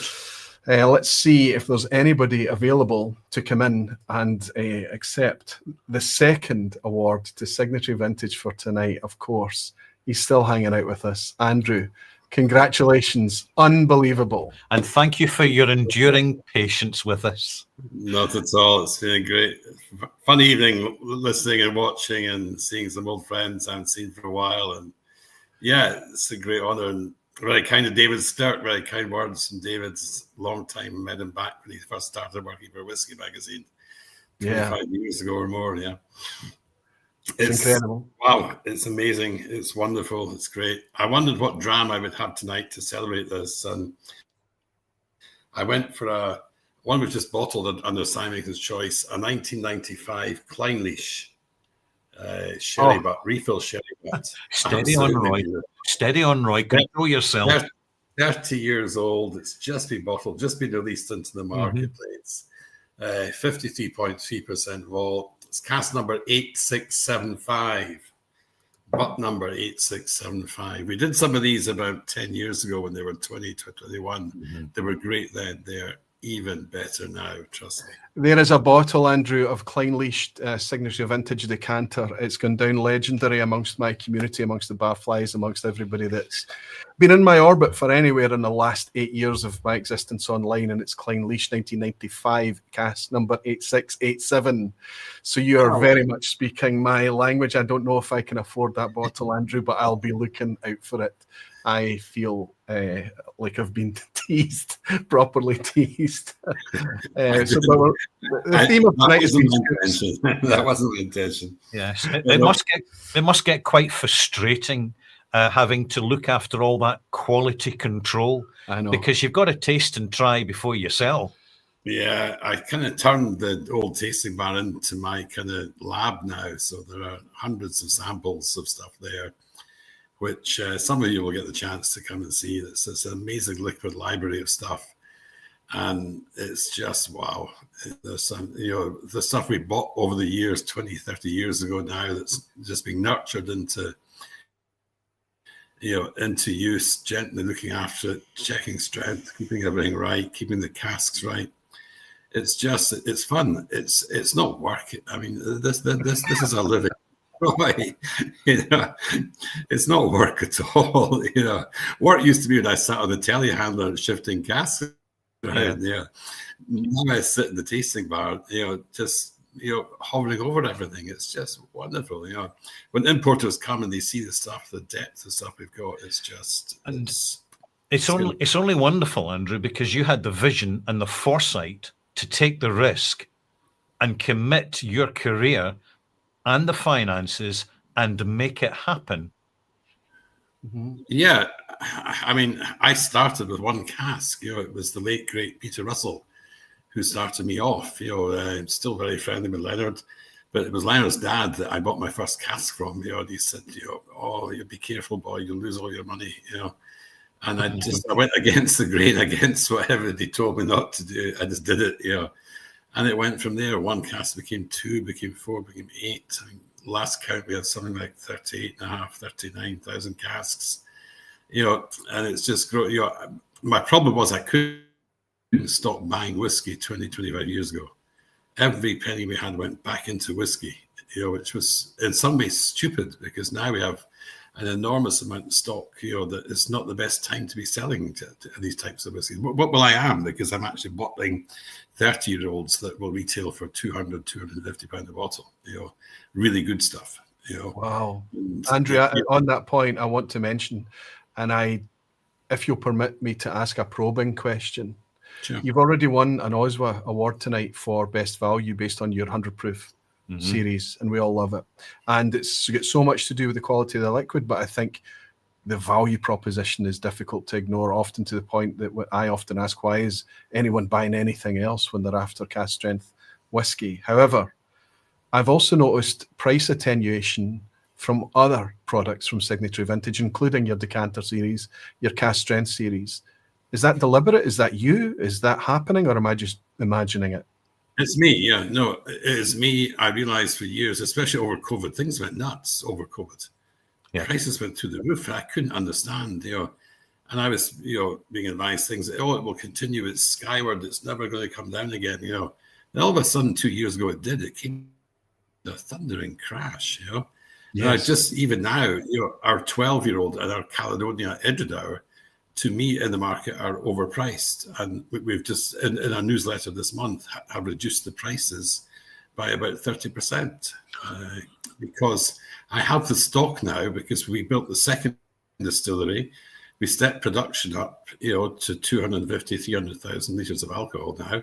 We've got stock there now to do it. So I don't want I don't like it being wallpaper where you put it up on the shelf and it hangs around forever. Yes. I want stuff to move through and sell through. I think we demonstrated that with the second distillery's inaugural at a release to celebrate our 200 years. That should be priced at around the £45 mark. Again, it's 100 proof. Inaugural bottle, right? Yeah. Which again, is selling extremely well. It's been very well received, and that's the level where we should be, and that's, I think, the kind of level where all whiskey at that age should be. It is what it is. Well, it must mean something to you then when you see stats like I've shared tonight. Yeah, 1,243 of the people that put a vote through for the work that you've done. It's wow. It's incredible. It's very overwhelming. Yeah, and with the sort of information you're providing us with this evening, Andrew, I don't think you need to worry about bringing on board a marketing team to try and push your product. Especially if he's going to be attending the festivals himself going forward. Sorry, I don't mean to. I never liked the word marketing. I never liked that word marketing. I could never spell it. That's why I never liked it. So Emmy or K for thing. Marketing. What's that all about? Yeah. Listen, guys, I've really enjoyed it. It's been fantastic, and thank you out there to everybody that's voted for us. Many people I know said it's a flash in the pan. He's only doing it to create a scene, whatever. It's no flash in the pan. I have so many more casks that lined up to do 100 proof. 100 proof's here to stay. It's not going away until my stocks run dry. But we're about 38,862 casks away from that yet. So about 38,862 casks. Roughly. More or less. Don't miss out the one in the corner. I was going to say, was it 61? Was a bottle of one? Yeah, yesterday. That's right. Yeah. I'm going to go on brand. I'm going to make a wee exception for you, Andrew. I'm going to pour a wee Glenord. It might be something similar to what you've already got in the glass there, Ralfy. Absolutely. And similar but different. We'll raise a glass. The first fill bourbon barrels, the first fill bourbon barrels. Yeah, they're very good. Yeah. We'll raise a glass to your success in the OSWAs, but also everything that you've achieved. And through speaking to you and hearing you speak tonight, you're not ready to rest yet, Andrew. There's more to Absolutely come. No. I'm not going anywhere. Thank you for joining us. And thank you for having me. Thank you so much. Congratulations. Thanks to all the voters and everybody online. Thank you. Cheers. Quite incredible to see. Mm-hmm. Loved it. Wonderful. So let's share with you what the community thinks, the people's choice for this section. I think it's okay to run a wee bit late when we've got scoops coming in. Scoops, yeah. These Insider. are authentic scoops. Yeah. Interesting information from people that we're genuinely interested in hearing from. This is the best independent bottlers, people's choice for 2025. And coming in at number 10, will be a slight slip for decadent drinks, but given the fact that the premium end of things, the very, the way that these are agonized over each and every selection, they're still in the top 10 here. Quite an achievement. Ninth positions. Fragrant Drops, again, one of these brands that, 3, 4, 5 years ago, Ralfy, we'd never heard of, we'd never seen. Yeah. But suddenly, one of these brands that's on everybody's lips. A fantastic range of single malt whiskies, but they've also got a very, very good way of handling and putting out aged grain as well. Yes. In eighth place, we've got James Eady. This is helped by a lot of their products, a lot of their ranges, but also you've seen James Eady mentioned earlier tonight in the blended category as well. Slight slip from James Eady, still well inside the top 10. A climb of 3 places for Adelphi selection. That's obviously the owners of Ardnahoe, but they're here because of the independent side of things. Adelphi selection climbing up to 7th place. 6th place, we've got North Star. Now, North Star slipped out. It disappeared for a couple of years. It just went quiet on things, but they've benefited hugely this year by, you've seen the Campbeltown connections getting mentioned, but also very, very fairly priced blends, innovative, interesting products coming out at the right time when the market needs a wee bit of an injection of adrenaline. Well done, North Star, coming back in again. Scotch Malt Whisky Society, still in the top 5, slipping a little bit here, but always a strong position in the people's choice amongst everyone voting.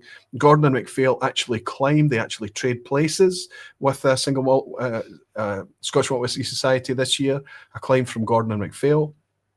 Into the top 3 now, we've got Cadenheads holding on to their very well-deserved position in 3rd place.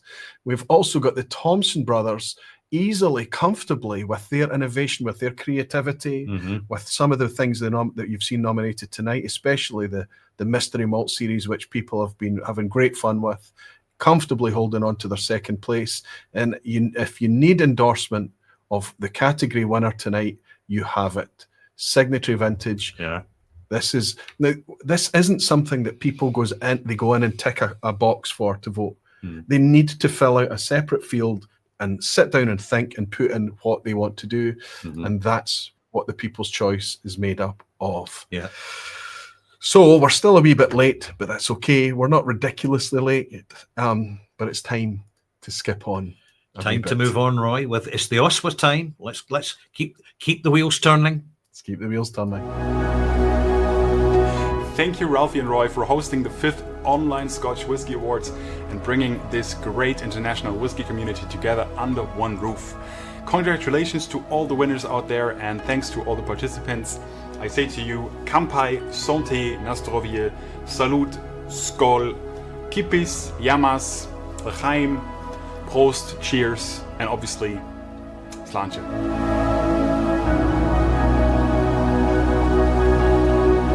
Hello everyone, Ash here from Whiskey Wars, and what an incredible honour it is to be included in this year's OSWAs for 2025. Thank you to everyone at home who has taken the time to vote for this year's awards, and for tuning in tonight. You really are what makes the community so special. Cheers, everyone, and have a great evening. Whiskey Jason here, whiskey from the viewpoint of an American over here in Germany, and it's a pride and pleasure to be part of the OSWAs 2025.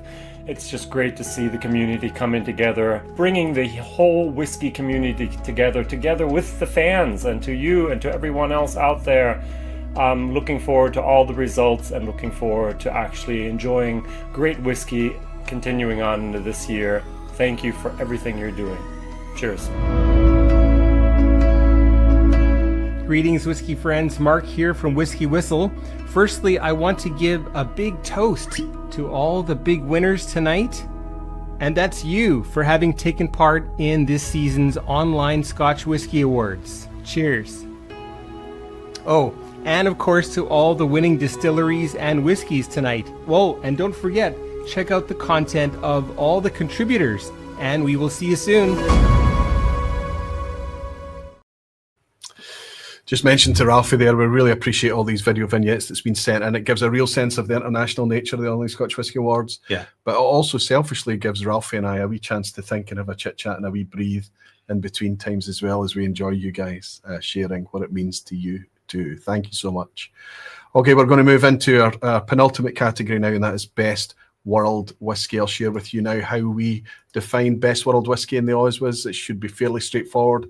It's a clumsy title, but please remember it's from the perspective of the Scotch whisky community. So anything that's not Scotch, I think we've got some ideas what to do with this category. No spoilers, Ralfy, right? Not yet. But right now, we're trying to celebrate so much more than Scotch. This is any whiskey from any country, anywhere.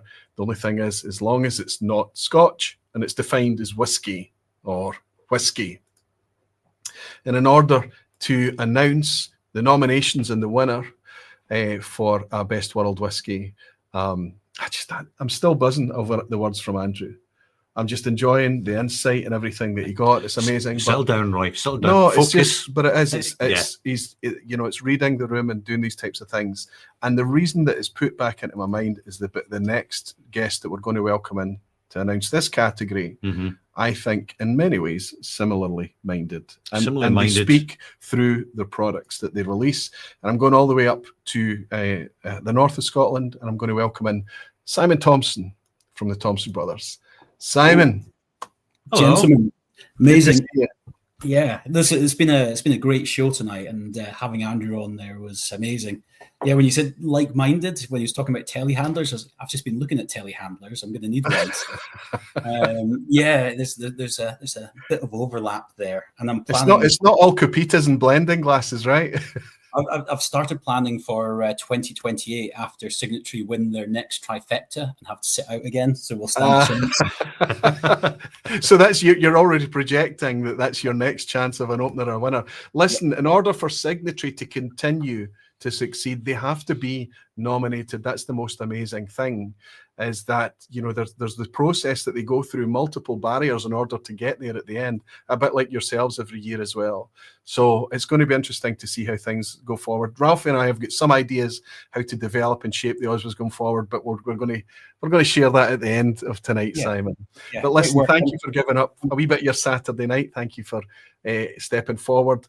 I have to take a moment to say, look, Thompson brothers, all your nominations that you were in tonight are exhausted now, so there's no spoilers anymore. You've come on at the right moment. Commiserations that you weren't successful in anything this year, but I want to give a shout out for your pragmatism. The message that you sent to me, you'd already felt that you still had a very, very strong showing in the Online Scotch Whisky Awards through the nominations, and you were very, very happy with that. You saw it as the community giving you the positive feedback based on the products that you've been developing and things. You didn't win an OSWA this year, but you've done very well in the past, and you continue to do amazing work in the nominations. Are you feeling like it's... Sorry, Simon, go ahead. Yeah, no, I think it's a great showing, and I'm really appreciative of everyone who's nominated us, voted for us, and also the Patreons of Roy and Ralfy here. So everyone who's paid to keep this independent as well. So You know, I don't have to send a check away with a bottle and some free stock, and hope for the best. But it just kind of crops up, and I absolutely love it. In fact, me and Phil were talking online, and we were thinking next year we should have a watch party up at the castle. Make sure we've got every whiskey nominated on the shelf, and make a bit of a night of it. Oh, superb. That's amazing, and that's the kind of thing. That's the kind of inspiration that it can build. I mean, whiskey has an amazing ability, Simon. I know that you feel it firsthand through the castle up there, of bringing people together in very, very positive ways, even when they're ideals and you would almost imagine that they should be competing with each other or there's some conflict there, but no, they find ways to collaborate.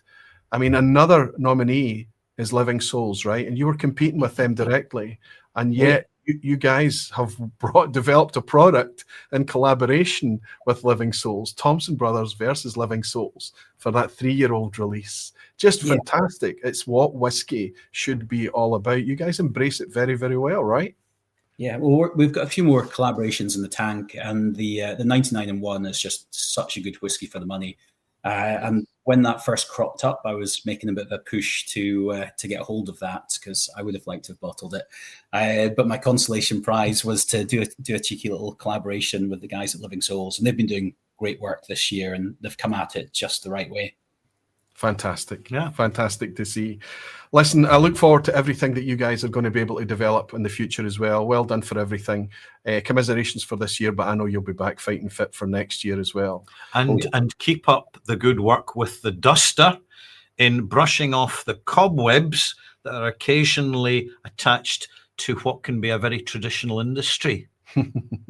Yeah, we're having a bit of fun with it. So we've got some more innovation in the tank, and we've got some pretty cool stuff lined up for the rest of this year. And then we really punish our customers in January and February, because we have to put out some absolute no-brainers at excellent prices in January and February, because no one wants to spend money on whiskey in January and February. So right. We've got some cool stuff in the tank. I like the way you think. You're much better at planning than I am. You dropped that little spoiler to perfection. More scoops. With that in mind, do you have a wee red envelope on hand? Well, I certainly do. So 2025 nominations for the best world whiskey. We've got Chichibu Ishiro's malt on the way. I've been sampling some Chichibu just to make sure it's okay. Circumstance, who we absolutely love. We've done a couple of bottlings of Circumstance. In fact, we've done a cheeky little collaboration with these guys as well. So blended at birth, Dornick and Circumstance. We won't see that for many, many years. Wonderful. Then Elijah Craig barrel proof Kentucky straight bourbon. We don't have that today. And Filey Bay, they're doing some really, really good work there. So definitely need to pick up some more bottles of that. And then our good friends at Wireworks, for whom we've just done a bottling as well of Wireworks.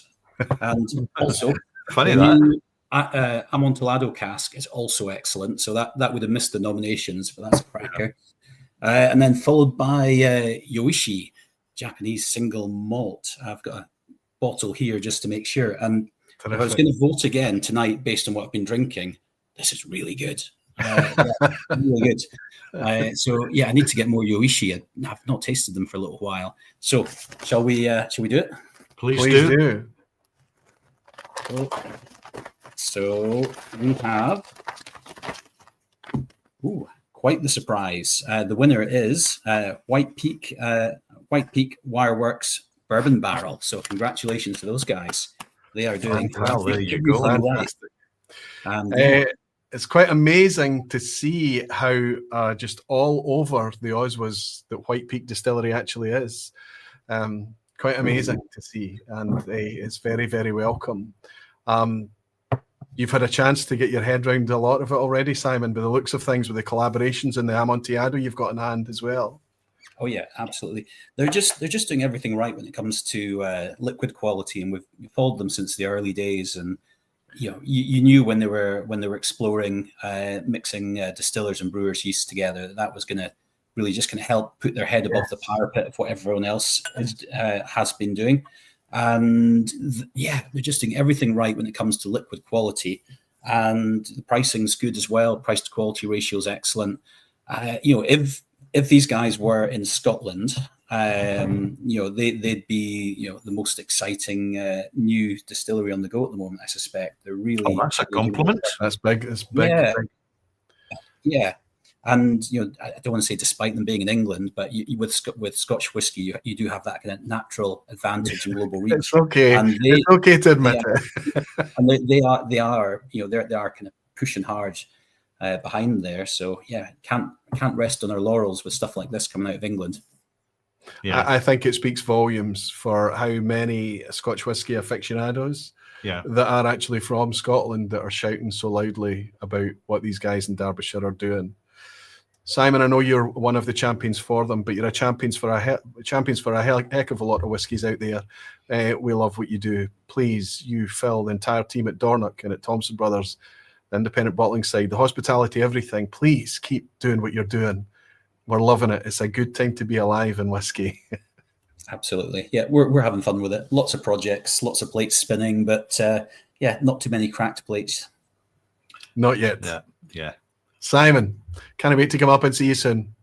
Cool. Thank you for hanging out with us tonight, my friend. Thanks, Ralfy, and keep up the good work. Thank you. All the best, Simon. Cheers. Slanjava. Cheers. Okay, let's show you the stats behind that. How did the votes break up? How did White Peak manage to get to the top? Well, we're seeing the feedback from the community here. This is where we've got work to do here on these categories. Mm-hmm. Non-malt whiskey and world whiskies are the ones where the engagement is at its lowest. Yeah. So we can see here more than a third of the people didn't feel they were confident enough to place a vote in the category. Mm-hmm. So Ralfy and I have got some ideas for this in the future. That said, in sixth place, this tiny little distillery down in Bristol in the southwest of England, coming in circumstance with our organic series with 4.5% of the vote. Chichibu, Ichiro's malt on the way, 5.7%. That was by far the most expensive bottle of whiskey in the OSWAs in 2025. Then we've got Spirit of Yorkshire's Filey Bay, specifically their IPA cask, coming in fourth place, 6.1%. Elijah Craig Barrel Proof, also making it through. Obviously, this is a winner in the non-malt category, but it's only able to make third place in world whiskey in 2025. But second place, the one held up there by Simon, the one he's enjoying tonight, is Nika's Yoichi Japanese single malt. It's a favourite of mine as well. Absolutely adore the stuff. I think it's fantastic. And the price is coming down a wee bit for this at the moment as well, and it's long overdue. But that means that the clear winner, fairly comfortable winner, with almost 20% of the vote, 676 people put through a vote for White Peak as the distillery, Wireworks as the brand, and I'm glad to say that we do have some people that's able to celebrate along with us. We have the owner, Max. We also have Dave, and we also have a familiar face to me. We have Tom. Guys, hello. Congratulations. So they make malt whiskey in England, do they? Apparently so. Congratulations. Well done. Yeah. Thanks, Roy, and Ralfy. I mean, thanks for hosting tonight. Thanks for starting the OSWAs. Thanks to all the contributors, community, everyone that's voted, everyone that's online tonight. But it feels like a real grassroots kind of movement in whiskey. Lots of honesty and focus on whiskey making, and really that just kind of gels completely with why we started out just a few years back. Yeah, and you're also the inaugural winners of the English Whisky Awards 2024. That's right. Yeah. No, thanks, Ralfy. And that was again a real honor for the team. And I can't believe nearly 12 months has passed since that. But another great piece of news for us. I hope that there's going to be a lot of English distilleries now. I tongue in cheek mentioned that they make Malton. I mean, you've got 40 plus distilleries making malt whiskey and different whiskies across England today. It's quite a fantastic time to be alive wherever you're enjoying whiskey. It's worthwhile mentioning that there's a whole movement happening there. But I often say, you're thanking us and you're talking about grassroots and things. I often say that, there's nothing that guarantees good Scotch malt whiskey better or more than good English malt whiskey. And I hope you understand exactly what I mean with that sentiment. So thank you for everything that you do. Everything I've purchased from you, everything I've sampled from you, tells me that integrity is absolutely at the foundation. Max, I know that you're the owner. I know Tom very, very well. And Dave, I think this is the first time that we've met. Are you involved in the production there, Dave? Yeah, I head up general day-to-day running of the production of everything. So I've been there since the start of all whiskey. So I've had my finger in everything. That's what I always say. Dave joined us when we were commissioning the distillery. So every drop we've ever made has been under his watchful eye. And shout out to Tom as well. He's just been representing us at a whiskey festival in Llandudno in Wales. So I think he's sat on a motorway somewhere. But that's it looks like he's kind of in some shady car type. I'm at Chester Services. Are you all right? On your way home? Yes. All the glamour. Yeah. Now, a wee question for you. You're an English distillery, which means you're not bound by the regulations that are legally binding to the production of Scotch whisky, right? Correct. With this in mind, are you planning to produce anything that the whisky scene has not seen before? Ralfy's looking for more scoops. Well done. Yeah, thank you. I'm on to it. I mean, I think to date we've done a few things which I guess would be slightly offside with the SWA. Not with that purpose in mind, but just with our interest in exploring flavour and how we think we can put interesting whiskey out. Could you give us an example? We've done something called Special Waters, which was a practice that we kind of more commonly seen in cognac rather than whiskey. I'm getting to the point where my knowledge is running dry. So maybe I'll hand over to Tom, because I know he's kind of spoken to this before. Right. Yeah. Well, Roy, if you recall your under the table tasting last year, I debuted it there. So basically, the practice of pétillant, where you age low strength spirits, excuse me, and then you use that as proofing water down the line on high strength spirits. So you get water soluble compounds, fatty acids, and things from the wood that then get injected into the high strength spirit later on. So my little catch line with that is it's like the opposite of chill filtration, because we're getting extra fatty acids and using that as proofing water in the whiskey. And that is something you can't do up there, essentially. No, which is automatically going to increase mouthfeel, texture, and pace of delivery of the product onto the palate. Yeah, the interesting thing about it, when I went, it was bottled at, I think, around about 57%, and even at that, with a bit of sunlight through the bottle, there was a little glimmer of haze in there. Yes. Right up Ralfy Street. Absolutely. We love a little bit of English mist in our English whiskey. English mist. Listen, guys, I think it's amazing. I think it's going to be interesting to see how the People's Choice place you in this category as well. Because in this category, you're not just competing against fellow English distillers, let's say. You're not just competing against Scott. You're competing with the global whiskey availability. From the perspective of a Scotch whiskey enthusiast and drinker, our community has voted for that.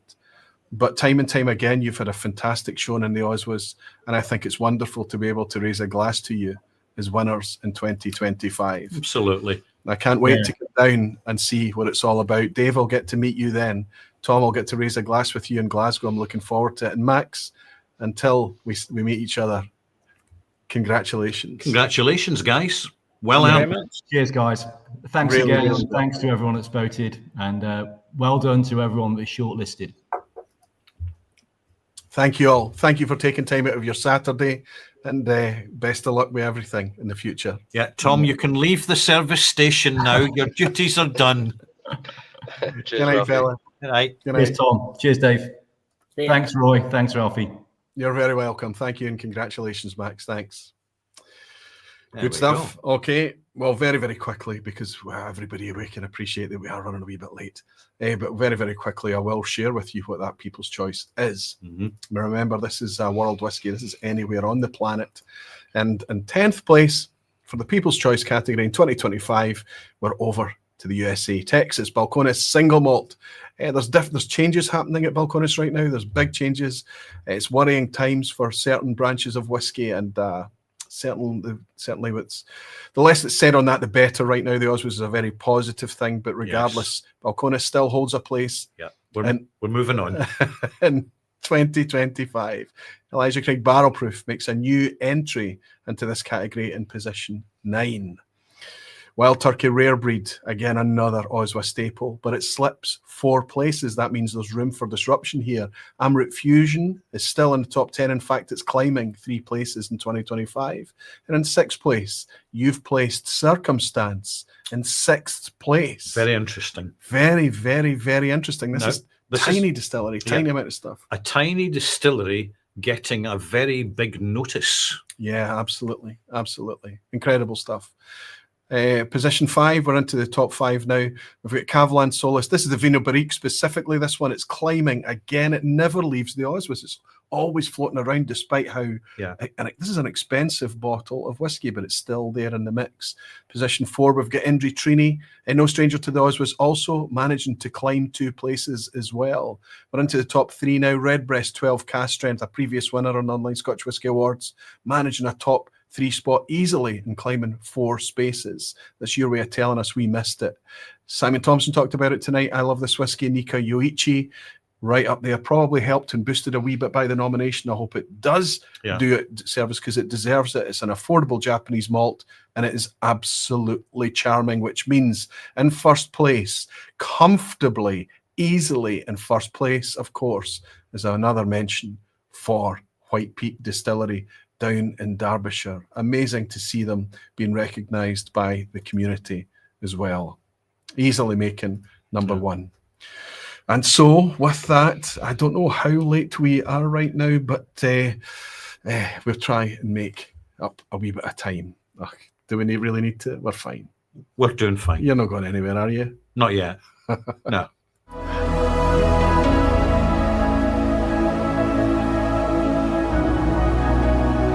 What's up, lovers of whiskey and watchers of YouTube? I'm the Malt Activist, and this is a shout out to the OSWAs, to everyone who contributed, to everyone who got nominated. Well done, man. Together, we're a strong community. By ourselves, we're just alcoholics with a camera.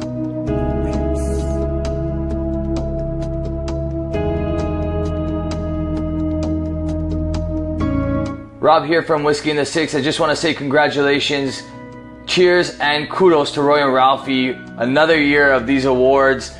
I know they put in the work. They're grinding it out. We did a small little whiskey awards at the Whiskey Ranch, Jeremy and I, and it's a lot of work. So these guys are putting in the work.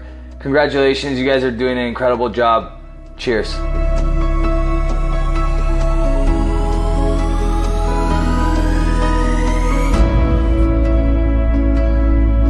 Throw it all over the floor. Oh, hello. Wow. Well, lovely to be a part of OSWAs this year, and you crazy guys voting for all these amazing whiskies. Looking forward to see what comes up. I think I'm going to be announcing somebody on Saturday, and yeah, good luck to it. What is this I'm drinking again? Springbank. There you go.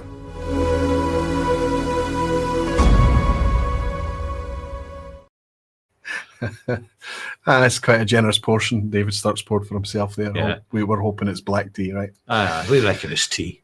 We finally got there. It's the final category of the Online Scotch Whisky Awards for 2025, and of course that is Best Scotch Whisky. It's the big one. It's the biggie. It was a lot of premium products in it this year, a lot of age statements, a really, really nice liquid. Very competitive as always, Roy.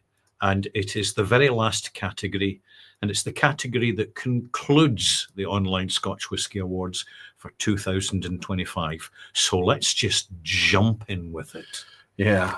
How do we define this? It's got to be the easiest to define. It's just the best. Whatever we can come up with, this is the best.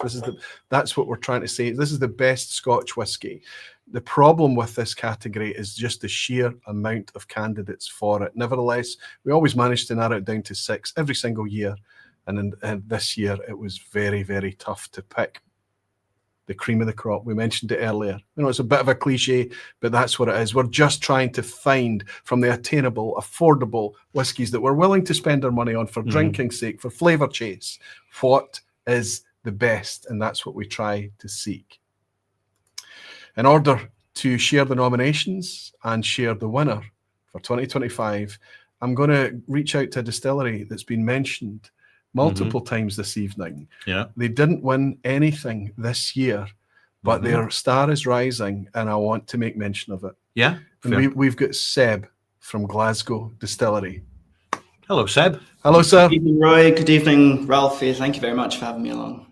You're very welcome. You're welcome. Listen, I don't think there's been any discussions or any chit chat about Glasgow going to sweep the OSWAs or going to win anything, but you must take great comfort from what you're doing and the feedback that you're reading through metrics like the OSWAs can offer you, right? Whether it's People's Choice, whether it's Best Distillery, Best New Distillery, nominations in both categories. Seb, you're doing something right. Thank you. Yeah, you know, just to be nominated alongside some of these amazing distilleries, like you say, the cream of the crop is such an honor and such a privilege, and really is kind of a pinch me moment for everyone at the Glasgow Distillery. I think, you know, we're such a small team, and sometimes we just have our heads down and we're just working away at like doing what we're doing, and it's sometimes easy to forget that it's having kind of a resonance out there. So, you know, nights like tonight and seeing our name alongside the great and the good of the industry it's such a pleasure, and yeah, unbelievable for us. It's really fun for us to see as well. And something else that's fun for us to see, you talk about having your head down, but I think you've often got your head up. You're often, whether it's Niall, whether it's Libby, whether it's yourself, whether it's Shug, whether it's Alex, we can meet these people and put faces on things. You're pouring drams regularly at festivals up and down the country. The reason that we're connecting with Glasgow, I think, has got so much to do with the effort that you guys are putting in at getting the liquid good to a point where we are loving it. You're pricing it well, you're giving it the presentation that we're asking for, and you're bringing it to us and answering any questions that we throw at you.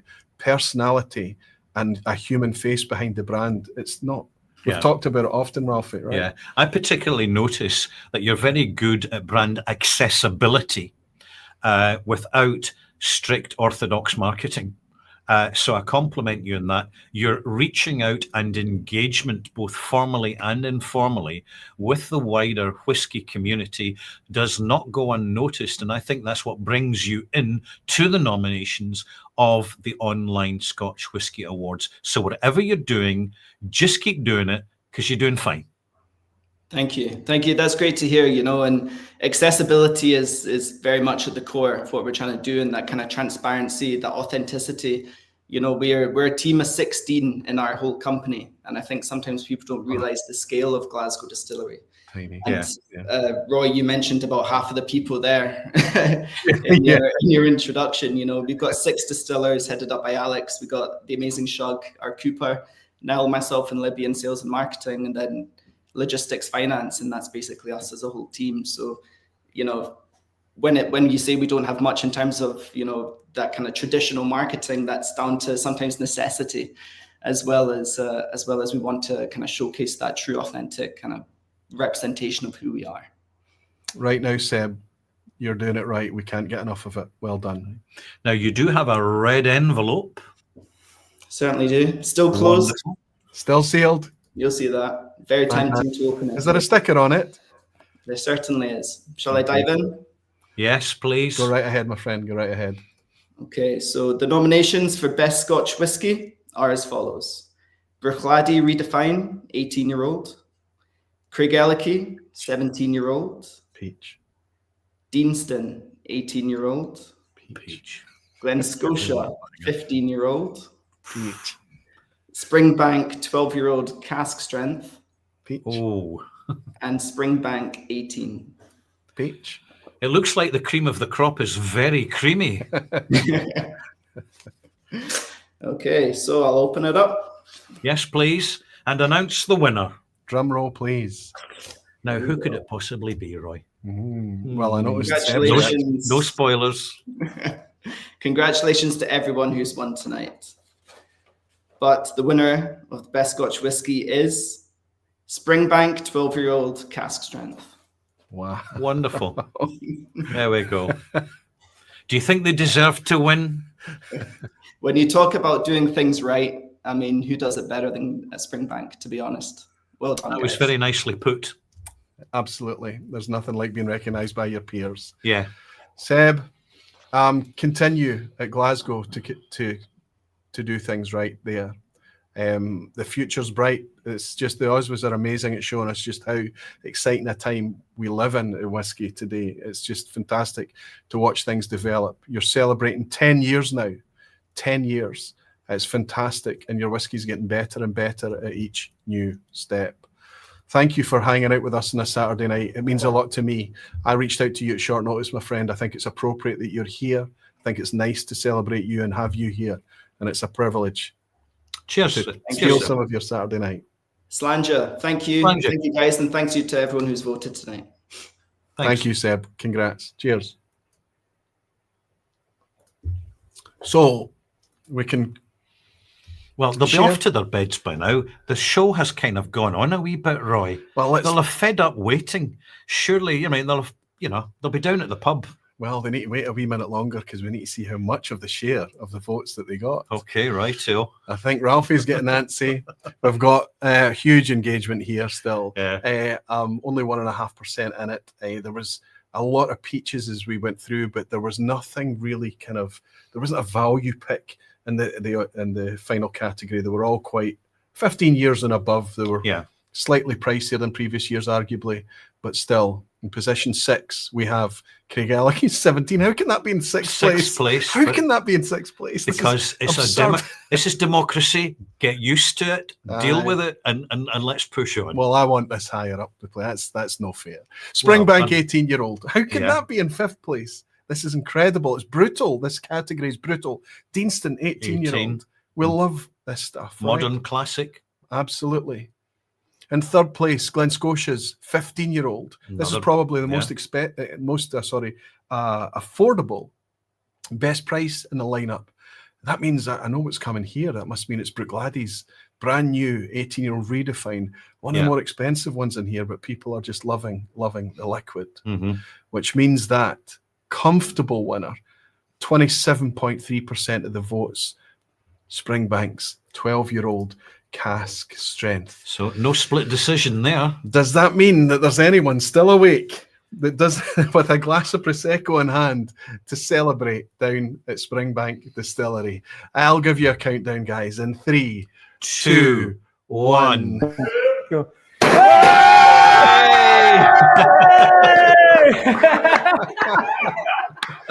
That's what it means. Congratulations, folk. You've probably spotted the competition there. There is not a bad bottle in the shortlist, and yet you have triumphed because your 12-year-old cask strength Springbank is a classic in every sense of the word. It is the embodiment of everything done right with experience, and you continue to maintain the quality and consistency of that bottling. Very well done. Now, I've got one more question for you. Who's going to be sweeping up all the confetti that's landed on the floor? You don't care about that. I think that's got to be a first in the OSWAs. Some glitter guns going off there. So yes. One of many firsts. It's brilliant. It's brilliant to see. And it's brilliant to see. It means something to you. You care about this. It's important. I mentioned it, the head of the stream tonight, David and everyone else standing there. Springbank submit samples or whiskey to no award ceremonies anywhere. That's correct, right? Correct. Yeah. You just don't do it. So to have a platform like the OSWAs where the community can stand up and say, well done. It's a privilege for us, and it's got to be good fun for you guys. We can see it.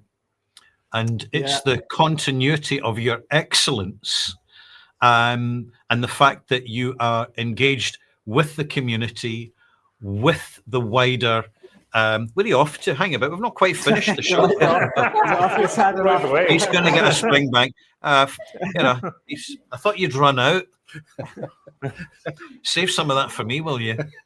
There's plenty here. Anyway, I'm going to finish my wee spiel. It really is such an endorsement that not only do you win, but you continue to win with what you do because you do it best.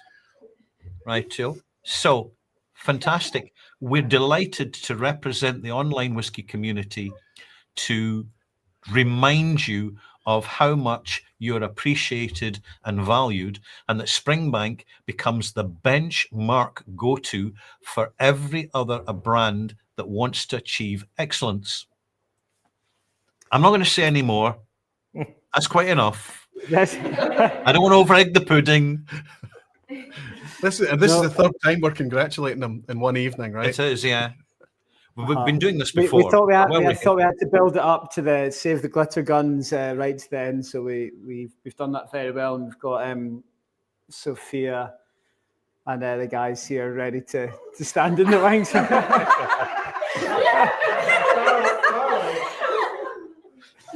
To stand on the what?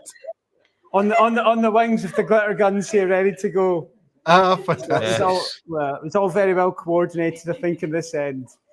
Well, I know that we're interrupting your party. You've had to switch the music off in order to stop and pause for this award. Not only do you make fantastic whiskey and do things right, but you're very good at building towards a crescendo as well. Absolutely. Well done, everyone. Well done. With the glitter guns, with the 12-year-old cash strength, with Best Distillery, with Campbeltown Loch, and everything that you're doing. Just it's not difficult, and yet it is 4 decades of effort. But we absolutely love it, and the more of it, just keep bringing it. Keep doing it. And I'm sure you'll be releasing your next consignment to the market in only a few weeks to go now.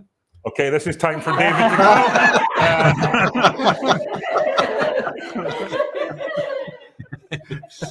I think I've pushed it a bit too far with the spoilers, Roy. I'm going to back off. You finish this one, will you?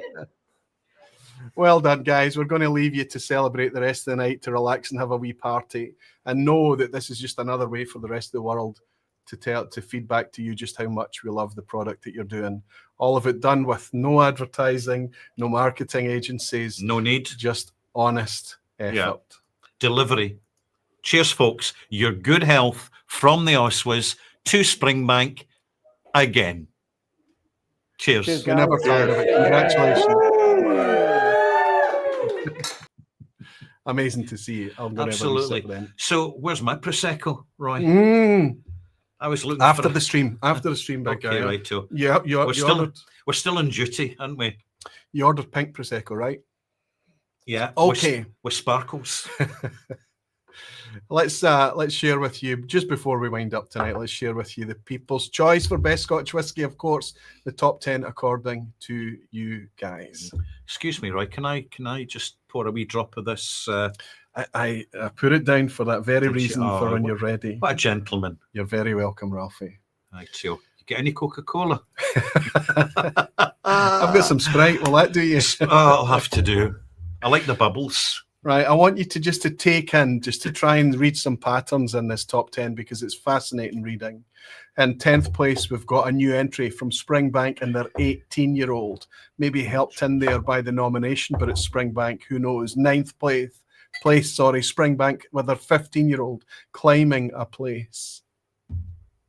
In 8th position, we go over to Isla for last year's winner in this category, and that's Bunnahaven's 12-year-old cask strength. It slipped 5 places. I am sure this is price sensitivity, because the price has crept up. This is now a £90 bottle this year. A few people are a wee bit finding that a wee bit salty, but they still remain in the People's Choice top 10. In position 7, right back down the peninsula to Campbeltown again for Coquerin's 12-year-old, which the value proposition of this has been in the mix before, but it's right back in again in 6th place. People loving the fact they can get a hold of it. Bruichladdich 18-year-old, despite its price, people loving the liquid, climbing 3 places, joint 6th, with Coquerin. In 5th place, we've got Glen Scotia, also a nomination this time around, getting an entry into the top 10 in 5th place. In position 4, the 3rd Springbank, the 4th from Jane A. Mitchell. Springbank's gorgeous little gem, 10-year-old. It is. Holding its place in 4th place. In 3rd place, another Jane A. Mitchell product, Coquerin's 16-year-old. A gorgeous whiskey. The most recent one is in slightly different packaging. It's in a tall round. There's reasons for that. It's still the same gorgeous liquid, albeit different every time it's released. Lechic's 18-year-old. This is always in the OSWAs. It's a perennial favourite. It climbs 3 places. I think this is a way of the community to suggest you've forgotten about the Lechic 18-year-old, Roy, this year, Ralfy. Yeah. Well, it's the community's way, and the way the OSWAs are structured for you to be able to remind us of that. But look, guess what's in position number 1, Ralfy? Can you imagine? Oh, I'm struggling, Roy. I am struggling. I mean, it's just very, very comfortable, despite the sheer choice that we've got. This is any Scotch whisky. Nothing is off the table. And it makes it comfortably into 1st place. That means that we have 1, 2, 3, 4, 5, 6 Jane A. Mitchell products and 7 Campbeltown products in the People's Choice top 10. And there's nothing we can do about this. No. We're just here to announce. We're just here to share what the stats are. Yeah. This is just the reality of it. This is democracy, Roy. And it's very, very telling. And I think that the industry really do not need to pay any consultants for feedback on planning the future of their businesses. All they need to do is get off the golf course. Right, let's be a little bit controversial. Let's do it. Let's go for it. It's the OSWAs. Wouldn't be the same without it. Get off the golf course, sit down in front of their computer, go to YouTube, and put in a search for OSWAs.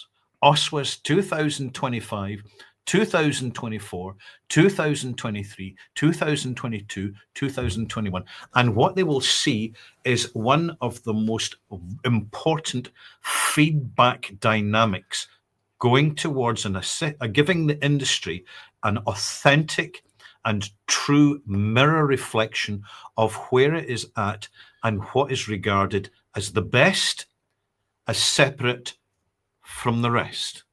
It's consumer feedback, pure and simple consumer feedback. And also, while they're on the website, oswa.co.uk, if you go to the contributors page, you can see there's a portal there to 100 contributors to the Online Scotch Whisky Awards in 2025.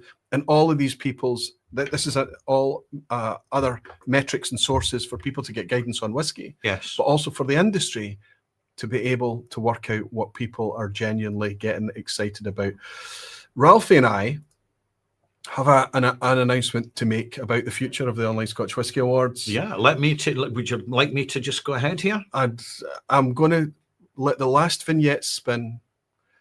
Right. And then people are now wondering. They're going, ooh, what's happening next? Ooh, I know. Because we've got 2 announcements, actually.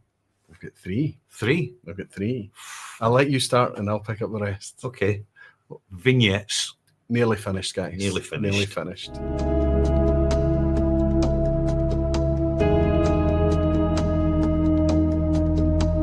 From the Whiskey Desert, this is Ogilvy Shaw. And I want to thank everyone who voted. I want to thank everyone who's behind the scenes at the OSWAs that make everything tick and run. Congratulations to all the nominees, and a congratulations to all the winners. Sláinte, and cheers, my friends.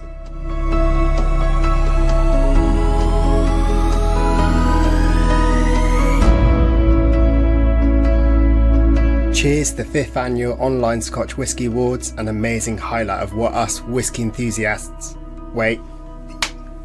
get excited about. Enough about Roy and Ralfy, this is a cheers to you. Being community driven, it is us whiskey lovers shouting about what whiskey is banging and deserves celebrating, but it couldn't be achieved without the two in front of the camera. Here we go, OSWAs 2025. Cheers.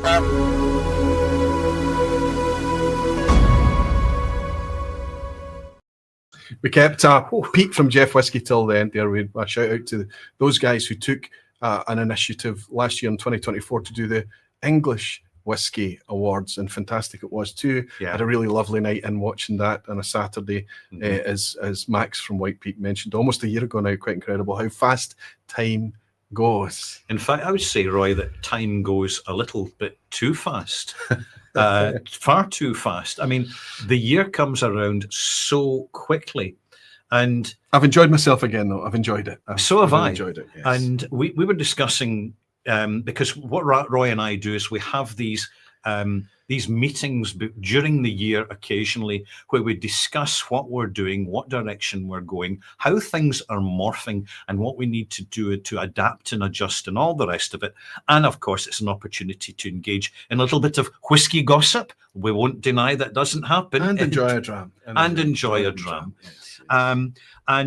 Both Roy and I are absolutely committed, first and foremost, to the Online Scotch Whisky Awards going forward. We always said we would do 5 years. Yes. We've done, this is 5 years. This is us at a crossroads now. Yes. We're saying we've done the 5 years, what we said. We needed 5 years to establish it, to see if it would get traction, to see if the community would engage. Yes. What kind of feedback would it get? Would the industry, would the people who care, would they engage? All of these things. We're at that point now. Yes, and we're delighted to see the fact that many distilleries and producers, most in fact, who do win awards, are more than happy to engage. And it's heartwarming to get the endorsements from people in the industry who are genuinely the best of people, very well positioned, with substantial experience, because it's feedback to myself and Roy that we are doing things absolutely right. So we are going forward with the Online Scotch Whisky Awards, and we look forward to joining you again and presenting them again in 2027. Silence. 1, 2, 3. I can hear people dropping their whiskies, Roy. They need they're looking for an explanation. Yeah. I think it's just listen, Ralfy and I talk at length about the amount of effort that goes into these projects. We are serious. It's not financed. And this decision will make that very, very clear to anybody who's cynical or doubtful out there.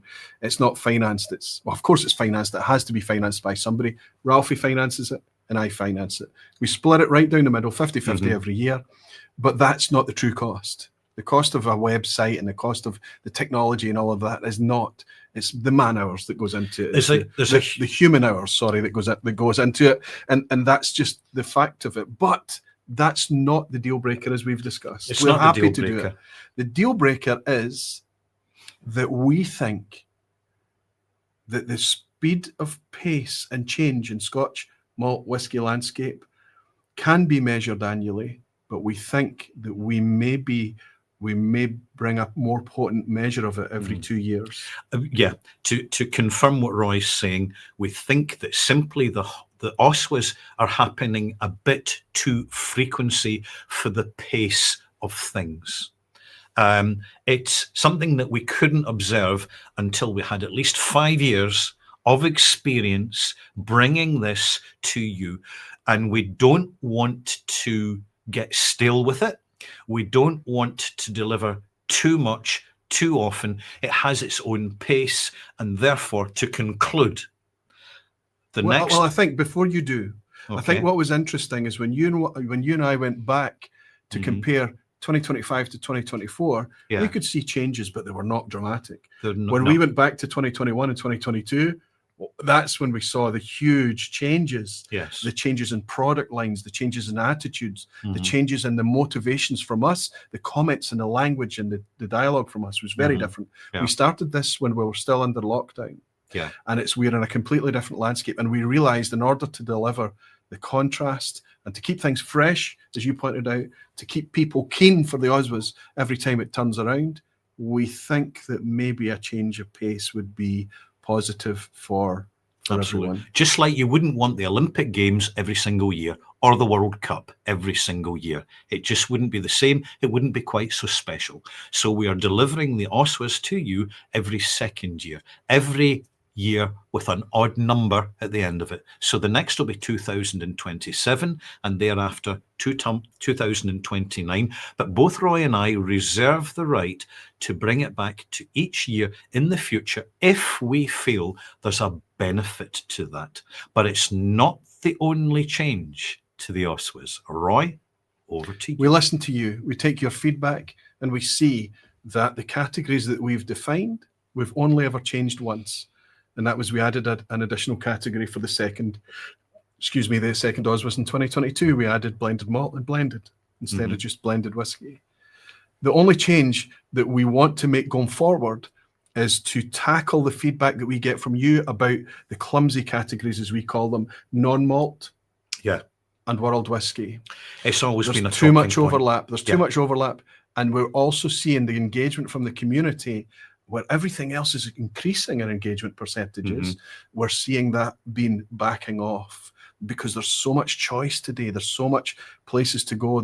So we know as a Scotch whisky community that we represent, we know that we need to look at that. So from 2027 going forward, there will only be 8 categories in the OSWAs.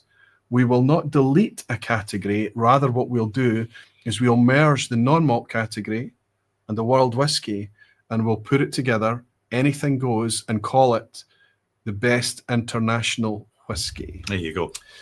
And that's a way of clearing that up. It's much more, it's less clumsy. It's just a better way to describe the category. It means that we've only got 8 categories. The workload's a wee bit less as well. And also it gently streamlines the Online Scotch Whisky Awards, because you have heard throughout this live stream, Roy comment, we're running a bit late. We're running a bit late. We're very much aware of that. We don't want this show to be too protracted. Otherwise, you're probably sitting there, you've probably had your second glass, third glass, fourth glass, fifth glass of whiskey, and we want you to focus on quality, not quantity. And nobody watches Roy or Ralfy for short form content. Listen, we've got guests teed up. We've got people waiting in the background in the green room and things. And if we run late, they're waiting around and they're burning their Saturday night. Correct. But listen, more than anything, we really appreciate you, everything that you've done. All the contributors that step forward and give us their trust with their brand, their image, their everything. We say they're involved, we want to represent them well. And then all the community that we say we represent, if we represent the Scotch whisky drinking community, we want to represent you with integrity as well. We thank you for your trust, for your time, for your investment in this thing. And importantly, we thank you who are watching for your engagement. You may be just beginning in your whisky journey or have much experience. Whatever the situation, it is entertaining and highly informative. And the net result is when you go out to buy your whiskey, you're buying better stuff because you know what it is, because the collective democratic voice of the online community, which is always growing and has growing influence, is helping. We're helping by sharing experience and knowledge. So here's to you, Slán Java, and bless you on your malt journey. Thank you all for participating tonight. If you have a look at online, oswa.co.uk, it may take a wee while for us to update the pages. Everybody's going to be enjoying their weekend and relax a bit by early next week. All the pages on the website will be up to date, but you can continue to get in touch with us through there in the future. But thank you all for your trust and your time. And go on. Can we thank our little helpers who are a huge help? That's Rob and Chuck, and you've had assistance from a third individual this year. Auderty, Yes. So thanks to these guys. Special mention, because they've earned it. Couldn't do it without them. Absolutely not. So go forward and enjoy the best in whiskey. Right. Clink. Cheers, everyone. Cheers. See you in 2027.